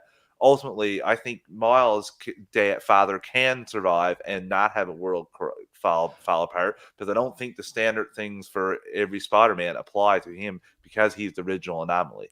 Well, he, before he finds that out, he all the spiders get around him, and even Peter B. Parker says, without Uncle Ben dying, they wouldn't become Spider-Men, they wouldn't become Spider-Woman, they wouldn't become Spider-People, and Miguel even says too that being Spider-Man is a sacrifice. We see Penny Parker show back up in a new robot, and other spiders trying to convince Miles to see that this this is part of the journey. Like he realizes when he finds out that when the father figure becomes a captain, they're kind of gonna be targeted at that point and gonna die, and that's a canon event moment that defines a Spider Person. And I don't think that it's definitely giving a lot more credit to Miles to kind of see that point, but not because he's an anomaly, but because he's 15 years old. He's basically been told that his dad's gonna be killed, and he has to let it happen, or else or all the world's gonna die. He's meaning to trust Miguel, who he's just met and not necessarily too keen on, just to trust him and saying, "Oh yeah, let your dad die. Everything's gonna work out." But you gotta like that. It's not about being the anomaly. It's about basically being, he's saying, "Dude, he's 15 years old. He's not gonna get with this." And not only is he being asked to trust Miguel, who he's known for 3 minutes, he has no proof. Yes, I guess you could give some credibility to, well, Peter B. Parker, Gwen there, obviously Penny Parker is working with him, people that he trusts, but he has no actual proof that he has seen, because the only world that he saw this stuff start to go down in, from his perspective, was the Spot who caused Mhm. it. It was the Spot who is the issue at here. It's the Spot who they need to deal with. It's the Spot who he said, I have some ideas. He just wants to be taken seriously. We need to take him down. And they ignore him and say, we'll handle the Spot. We need to deal with you. And so, no, I to like push back. I don't think, I do think the trailers kind of made it look like Spider-Man 2099 that Miguel was going to be a villain. Yes. But I don't think he actually is. When you watch it, I would push back against that interpretation, and I would question what movie they watched, because I don't think he's the villain at all. I just think he is as Peter told Cap in Civil War, you're wrong, but you think you're right, and that makes you dangerous. That's the problem here. Is Miguel is convinced he is right, and I mean, in what story is a Spider-Man easily swayed to have their mind changed of what they think they're doing is the right thing to do? And on top of it, yes, to some extent, there is a bit of like a martyr complex with the Spider-Man character, with all Spider-Man characters. And so Miguel's just taking this to like this ultimate extension of that. I don't think if Beyond comes out and he is truly like, if we're like, oh wow, he's villainous, I will be very surprised if that's the case. Go ahead. I agree with you, Brent. I don't think he's a villain, and I think that he's going to realize that, like, Miles is the outlier. He's going to be key to stopping him, instead of the stance he's taking right now. It's just going to take a bit of time. I do push back a little bit on the fact I think he's confused. He's kind of taken what the society is and basically made it into the TVA, because it's not very Spider-Man like, and Miles makes this point, to let somebody die, No. to know somebody's Yeah. dying. Like, it's completely against everything that any of us would think of for Spider-Man. Spider-Man helps out the little guy. He helps first and asks questions later. He doesn't pause to analyze, should I help this person because it might affect the timeline down the line or something like that. That's not what, like, I've known the character to be. So I do like how Miles is basically standing up to everyone here. Mhm. And I was like, God damn, you gave Spectacular Spider-Man one line as basically saying, like, yeah, let your father die, Miles. I'm like, Yeah. damn. Yeah, again, that's why I think it's more of that. But when they got the huge chase, and you get the really you get the pointing meme happening, you get all the, I mean, literally, it's just cool to seeing all the different Spider variants go after Miles. But then you get that quiet moment where Peter B. Parker is trying to kind of convince Miles, saying you got to see it his way. But Just hold the baby; it'll change the whole vibe. Yeah, hold the baby. Yeah, exactly. Hold your baby. But that big revelation when Miles and Miguel are fighting on the train and through the traffic, that, like you said, this is the big oh shoot moment. This is I did not see this coming in a way that he and this kind of changed. This is totally separate from what's in the comics too when it comes to Miles. That the spider that bit Miles into the Spider-Verse was not a spider from his universe. It was a spider from a different universe, Earth 42, and it was meant for that particular person in that universe. So he was not meant to be Spider-Man in his universe. And as a result, that Earth spider, as Peter Parker, whoever it was going to be, that world does not have a Spider-Man, and as we'll later see, it has gone completely down the tubes as a result. And, just a 15-year-old kid saying, like, hey, your father's going to die if you don't do anything, but also saying, yeah, your whole Spider-Man thing, yeah, you weren't supposed to happen. You're a mistake. Cherry on top, because of that, Peter Parker died. He would have survived, stopped the collider. None of this would have happened. Your interference, yeah. I'm like, come on, dude. You just told him, accept that your father's going to die. Oh, and by the way, all this stuff is because you got bit by a spider. I do love, Chris, how you look back now, because I watched Into before we came here. The spider is glitching out as it's coming down to bite Miles. It is. I never even thought about that while watching the films. You're absolutely right. You're like, you guys say you could watch them on their own, but you clearly were thinking when you were making all three of these films, in my opinion, you had the through line throughout. And that's one of those things that you look back on now, you're like, oh my God, the spider was glitching as it was coming down to bite Miles. No, exactly. Before we go further, I got to mention something about the canon tree, the Web of Life that we saw earlier. Travis, you've referenced the comparisons to the TVA a few times, and I think it's clear, and I think it's easy enough to just say, like, this is all one universe at this point. I mean, this movie definitively proves that with the inclusions of Toby and Andrew. I like though how the canon tree, when they first showed it, like, it was the Web of Life, and before that it was a tree, and before that it was the timeline vertically instead of horizontally, as we saw it in Loki episode 6. And I really thought that was cool, and it looked identical to it. Yes, and then it changed. That is done on purpose. It has to be. It absolutely has to be. I want to thank Sony for doing that now, because we all know we're just biding our time for when Disney ultimately purchases them. So it's nice that they're keeping keeping themselves in line, the canon lines, until I know you're going to be waiting a while. But I think it's easy enough to say that the multiverse is so expansive that there actually could be more than one group of people trying to keep things in line. And they have different technology. That's why the TVA has like their little light doors, and the Spider Society they have all their like hexagon portals. Yeah, it's just like you said, everything's kind of having these slow winks and nods saying, we're not going to say it, but we're going to say it at that point. You kind of pay attention. I mean, to me, like, I can't, there's no possible way for me not to believe that, like, this is the MCU is a multiverse in this also universe of stories. How could it not be with the inclusion of, well, not just Toby and Andrew, but with the Mrs. Chen character from the Venomverse as well? Like, exactly. It absolutely is. Though I do have to find myself wondering, this is probably the most boring question for most people, but at me, I like to follow this stuff. What are the business implications of them using a direct panel from Amazing Spider-Man 90, the death of Captain Stacy? I'm like, do they have the license to do that? Do they have to get special permission to do from Marvel to be able to use a panel? Because I'm trying to think. We've seen recreations of panels. I don't think we've ever seen an actual panel in any of the previous Spider-Man movies prior to this. Well, I mean, I guess there's allusions to it with the Spider-Verse, but the whole thing's a comic book come to life. But like in the Toby movies and the Andrew movies, like they never used an actual panel. Obviously, I don't know. I just business wise, I got to ask the question. But I bet the whole press tour comes and goes, and like all the interviews happen, and nobody asks that question. Yeah, I don't know. That'd be very interesting to see if they even hint at a confirmation with that. But he goes back to the Spider Society, tries to get back home at that point. Spider-Bite. We didn't talk much about Spider-Bite. She didn't really have too much of a role in this. We don't know too much about her at that point. but they eventually go back to all the Miguel and everyone tries to stop him from going back.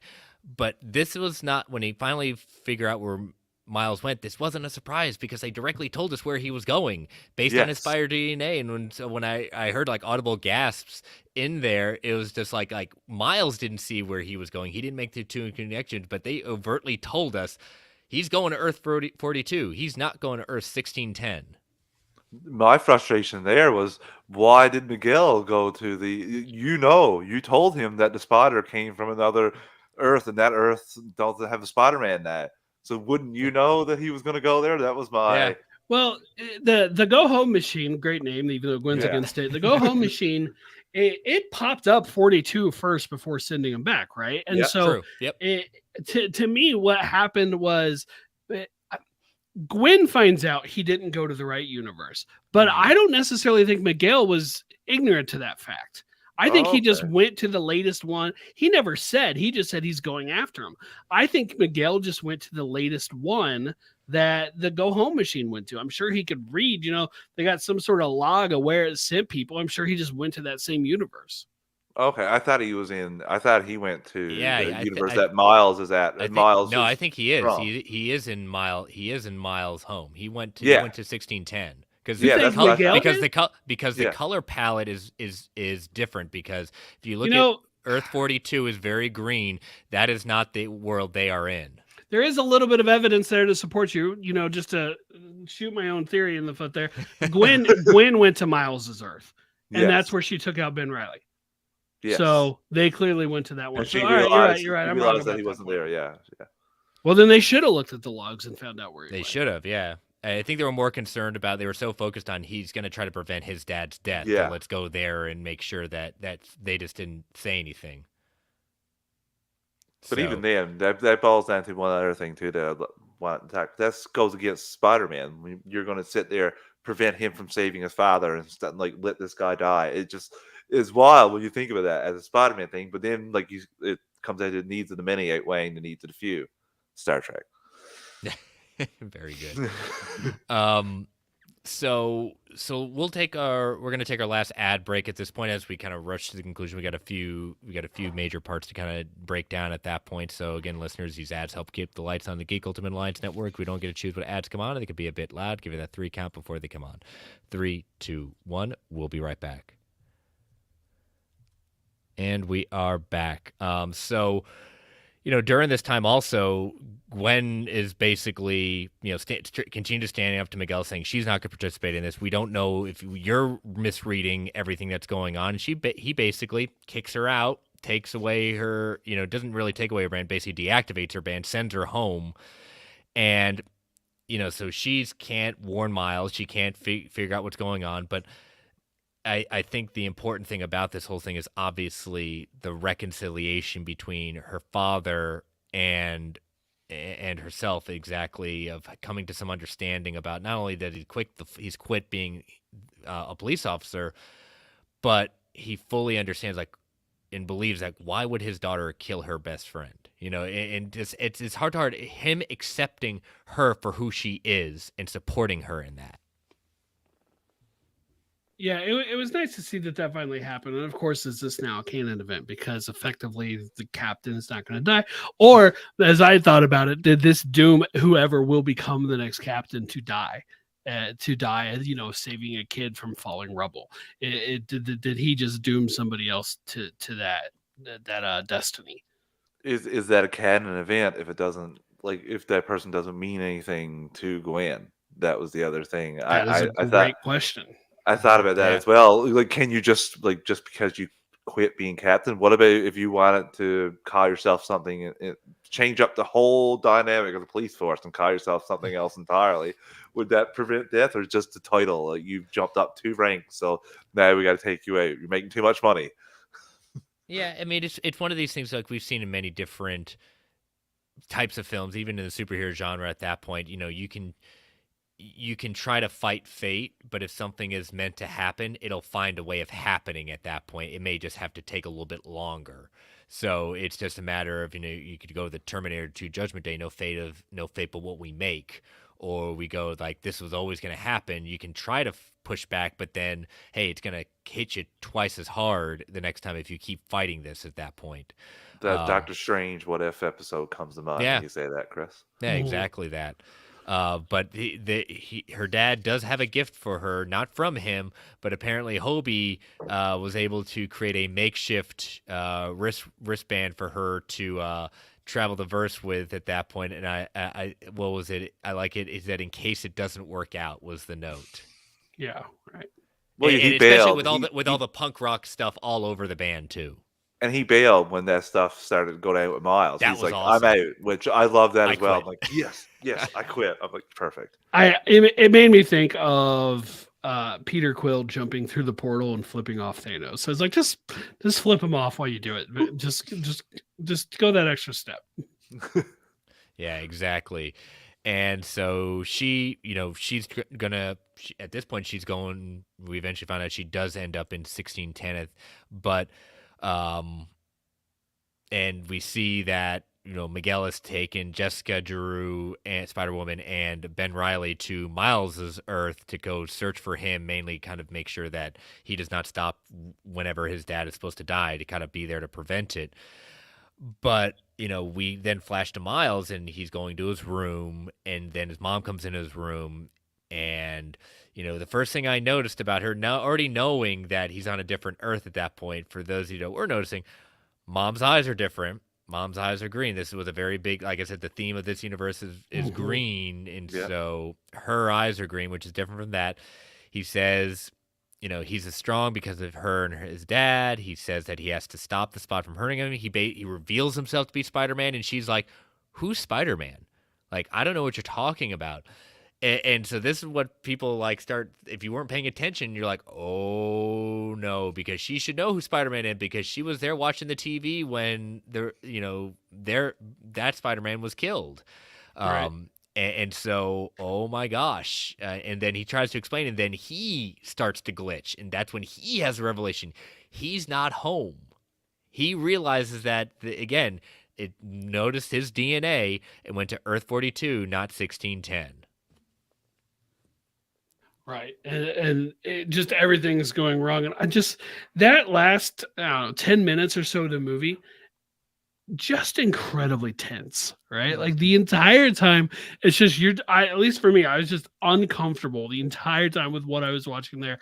It's so tense, it's extremely stressful. And even on the second viewing, when you know exactly where it's going, that feeling is still there, which just, a credit to the both the vocal performances by the actors as well as the animators and the writers and just the entire team who made this movie. Even though I know exactly what's about to happen, I'm still feeling every bit as tense that second viewing as I did that first one. Mm-hmm. Brent Homecoming car ride comes to mind. Oh, I felt the same vibes as that. Same vibe, especially when he's spinning around. This was the moment, honestly, that I looked at my phone for a second and I thought, how, what? Oh, it honestly, I was so immersed in the whole experience, I completely forgot that this was the second of a 3-film story. Sure. I completely forgot about that. I realized there's no way to wrap up this story in this time, because they wrapped up the story in Into, and then we moved on. But they said like what the events that happened in Into caused what's going to happen in Across the Spider-Verse. But while watching Into, you didn't think that, and you had a wrapped up story. So I was into this story so much and didn't even think about the fact that we could end on a cliffhanger. Mm-hmm. And lo and behold, that's eventually what we would end up to. Not so much cliffhanger, but still a cliffhanger in the literal sense. Well, especially when we go back to see Gwen and she's talking to his parents and realizing, it's just an interesting thing. And I agree with some of the reviewers I've a small little knock with the movie that I have is just like how they freak out when she doesn't know where Miles is gone. They freak out a little bit, but they have like, oh, okay, well, you're just gonna find him, just tell him, like, I get the tongue in cheeks, like, okay, he's grounded for 5 months and tell him we love him. I was like, Wow, I'm sorry, but I think I'd be a lot more freaked out than they are at that point, considering that they've just met Gwen and they're going to put a lot of trust in her. This is one of those saying, a Well, little bit you of would tough think on that that one. the man who's going to be a police captain in the next day or two would pull some strings and get a APB or something out on him Or to help find him if they really thought he was in danger. And they sure acted like they thought he was in danger. Yeah. If they really thought that, you would think they would have done something along those lines. So yeah, I'll go with you there. maybe ask Gwen for some ID. The girl that's dating your daughter as a police captain after seeing her a couple times and not knowing who she is. Maybe like try to do some research on her, pull some strings, get the police database, and realize something's fishy going on. Because yeah, that's a little that anything. I would have liked if she bailed out without meeting them. I don't think we needed that last.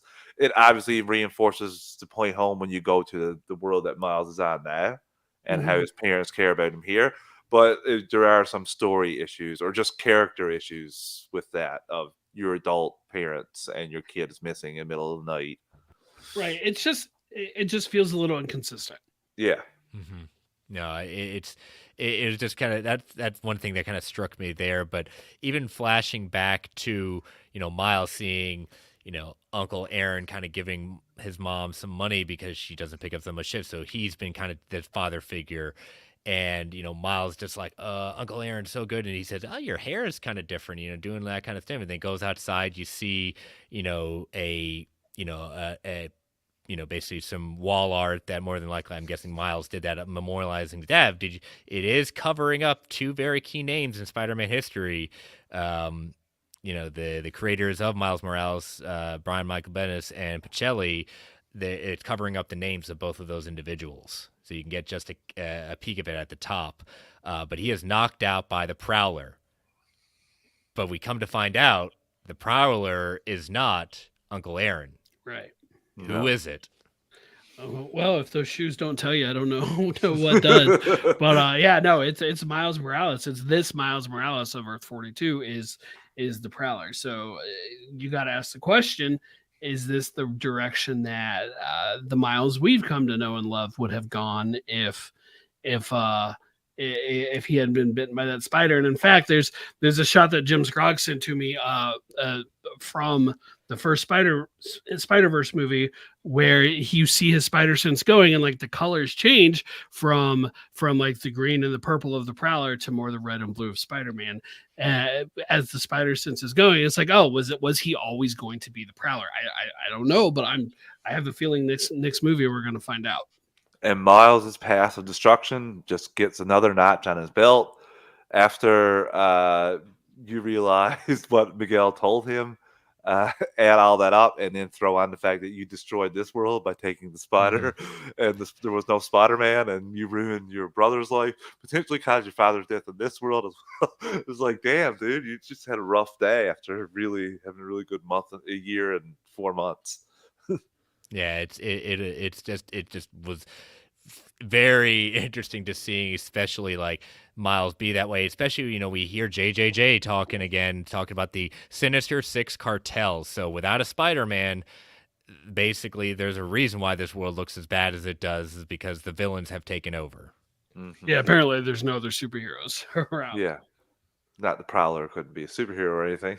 Mm-hmm. Right. So we do see the Spot now showing up on Miles' Earth. We go back to Peter B. Parker, and we get some time with him and MJ, and him kind of saying how much he's enjoying being a dad, and she's saying, "Oh, you took her on an adventure again, didn't you?" I said, "Yeah." But when we get towards the end of the movie and we see Mayday pointing out the window, Peter sees Gwen show up, and he leans down and says, "Don't tell Mom." And Gwen is there with Spider-Man Noir, Penny Parker, Spider-Pig or Spider-Ham, Spider-Man India, Spider-Bite, and of course Spider-Punk. She has formed her own little group to rescue Miles and to hopefully bring back Miguel from the depth of his misunderstanding and hopefully bring him to the hero card.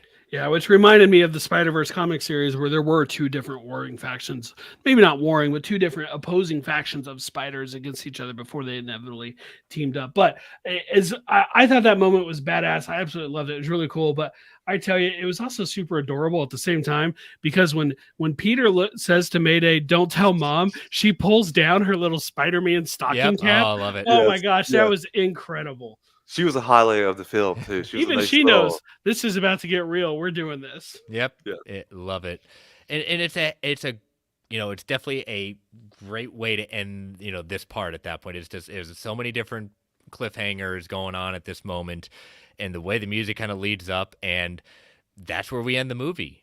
And we're all expecting a post-credit scene. We don't get a post-credit scene. We don't get a mid-credit scene. All we get is Miles Morales will return in Spider-Man Beyond the Spider-Verse, which we all knew that was going to be the title for the third one. So what do y'all feel about not having any kind of post-credit scene?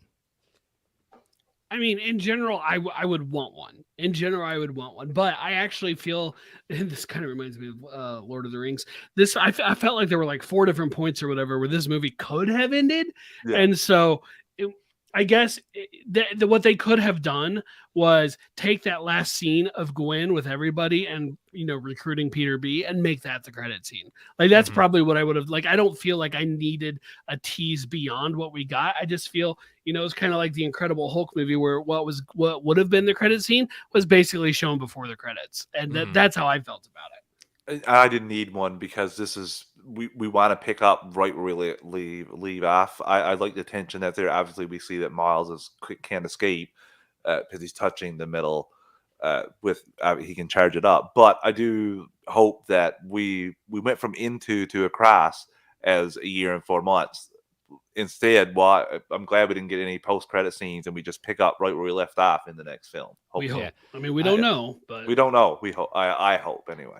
But yeah, Brent, I agree with you. I would have loved to have cut off make the post credits be Mayday looking out, seeing the crew assemble, because that would have been. I get. Yeah. Like if you call that the credit scene, it's fantastic. Yes, we would have been saying what a great and awesome credit scene it was.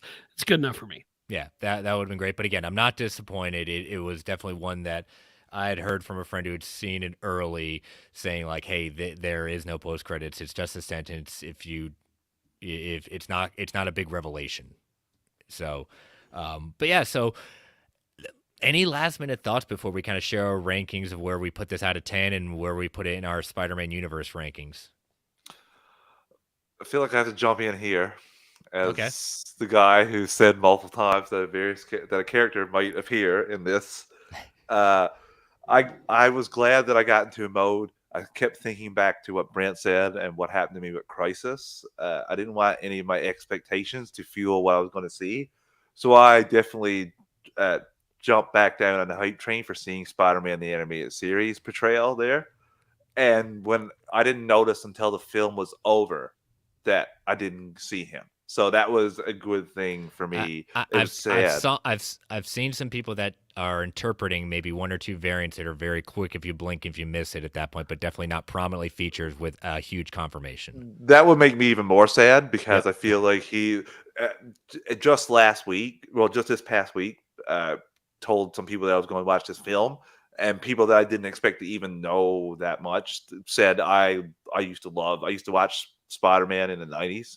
And in the cartoon, that's what they would say. So various people that were just your general audience style. So that's why if you put Spectacular in there, I assume that we would see, but there's still another film with only one animated Spider-Man character that's ever had to deal with the spot. So yeah, I will hold out potential hope for seeing him in the next film. But even if I don't, I've already accepted that at the very least it would be an Easter egg like we got here, and I'm okay with the broader story being amazing.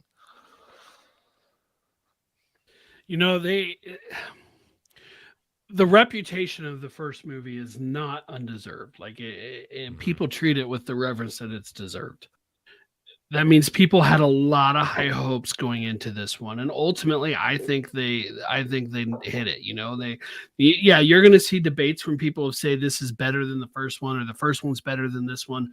But they're in the same league, and just getting back to that league is an incredible achievement from the same studio that brought you Venom and Morbius that people don't have any faith in their live action. Why you're not just putting the people that make these movies in charge of all of that, I don't know, but clearly they're not. They don't do that. But regardless, they got there. They did it. They did it. And like I said, at the top, if they can do it again, they will have made the greatest comic book trilogy that to date. And I really believe that. Yeah, it's one of those, like I said at the opening, they took the blueprint of the first one and up the level so much that it exceeded every expectation that I had, and just so impressive with it. And like you said, Brent, at the beginning, like, to stick the landing of this, I would agree. This would be, if not, I don't know if I'm ready to say the greatest trilogy, but definitely would be counted in the top superhero trilogies of all time if they stick the landing with this.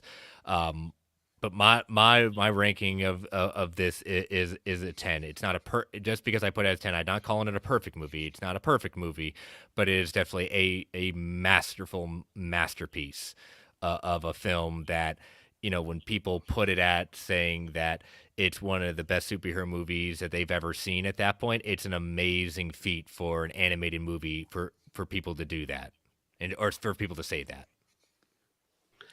As a diehard Spider-Man fan, Spider-Man fans, we're eating good overall. Yeah, sure, we can make all the Venom jokes we want, but we are getting those movies along with the Tobey Maguire movies, the Andrew Garfield movies, the Tom Holland movies, especially No Way Home that just brought them all together, and we've got these amazing feature-length animated movies as well, which are truly comic books in a way on screen that no live action could ever even hope to be able to do. I would agree. Like, I would call this movie a 10. And frankly, I'll tell you, I don't know where. Like, I'm staring at a ranking right now. I don't know if I think this is better than the first Spider-Man Into the Spider-Verse or not. There is something to be said for the specialness not being there, because the novelty of seeing so many Spider-Man characters together was given to us in the first movie. Whereas, yes, this movie technically has hundreds more of them. Only a handful of them are speaking parts are real characters with distinct personalities, and it's a comparable number probably to the first one. I haven't actually written it down on a piece of paper yet, but regardless, I would call this movie a 10 for sure, and it is top tier comic book storytelling. Yeah. What do you say, Travis?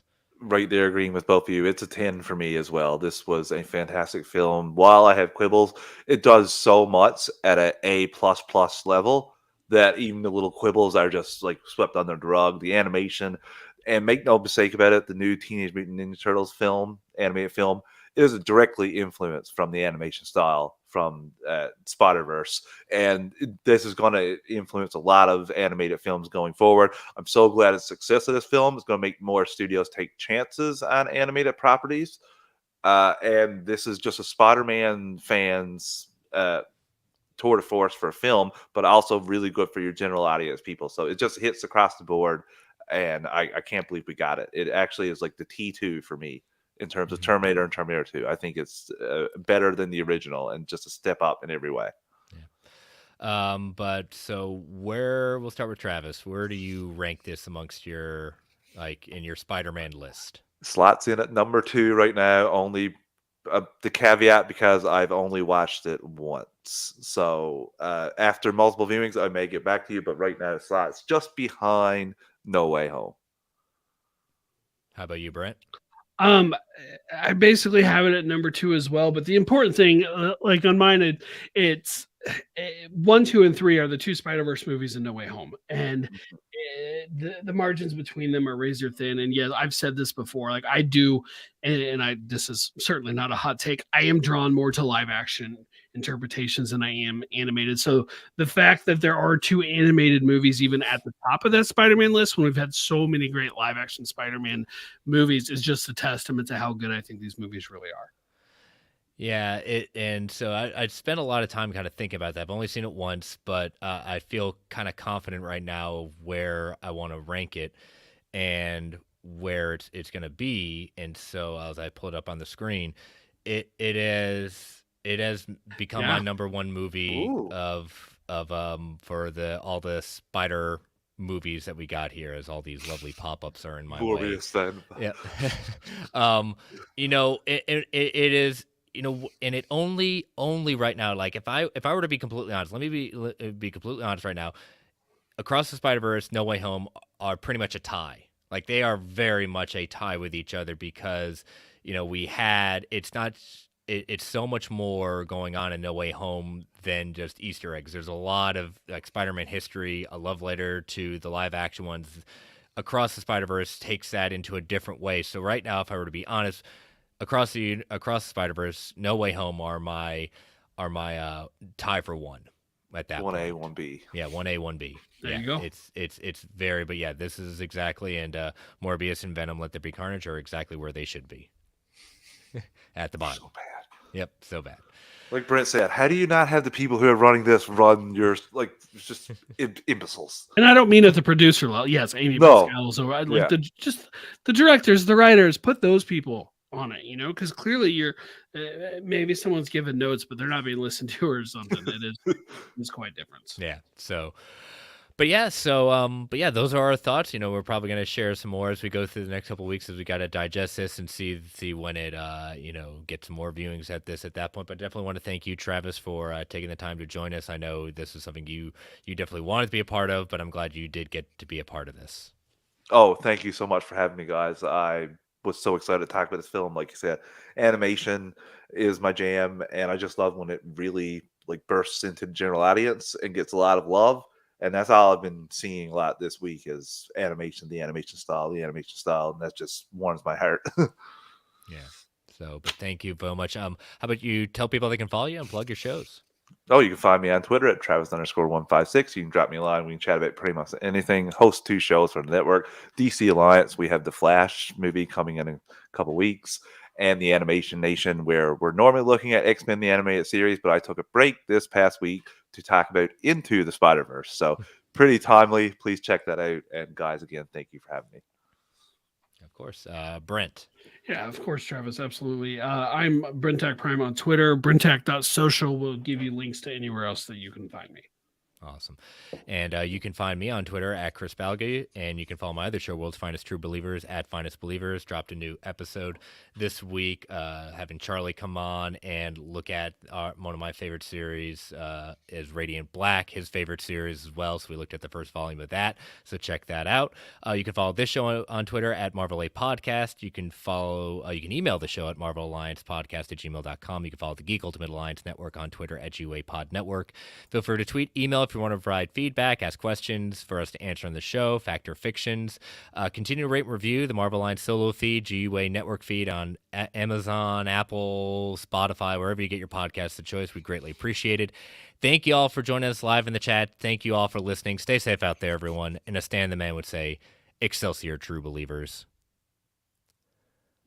All right. So post-credits discussion, gentlemen.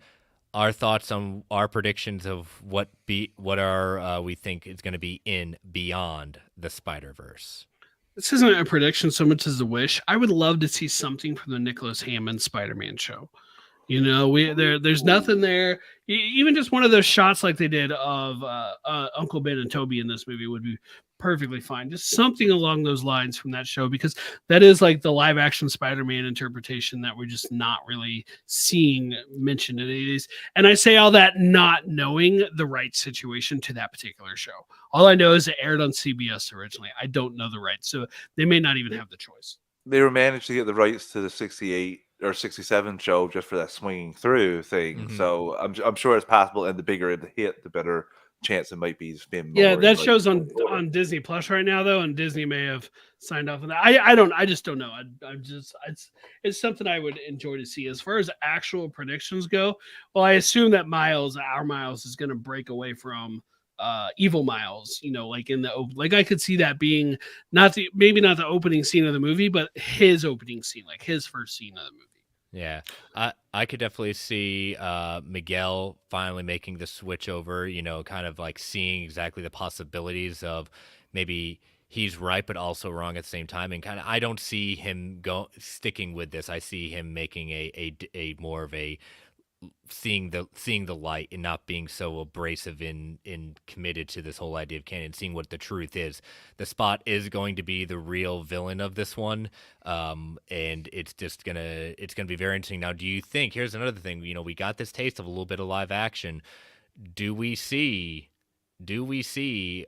Toby, Andrew, and or Tom be in Beyond? Because I think we are going to see at least one of them in this, like not a pre-recorded thing that we saw in this one. We will see them in this movie. You mean new footage? New footage. I can see them going to another world of theirs, like one of their worlds, but I don't see them helping out at all to solve the problem.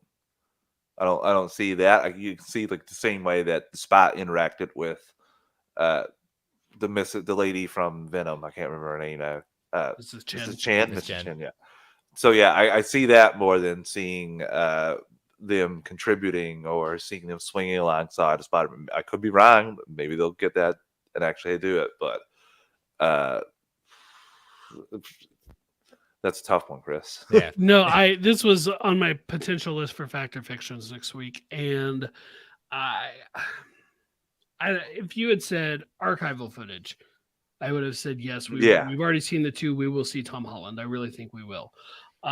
New footage. Oh man, I don't know. I would love to see it. And honestly, I'd be more interested in new footage of Toby or Andrew than I would of Tom Holland. We know Tom Holland is coming. We will get more Tom Holland.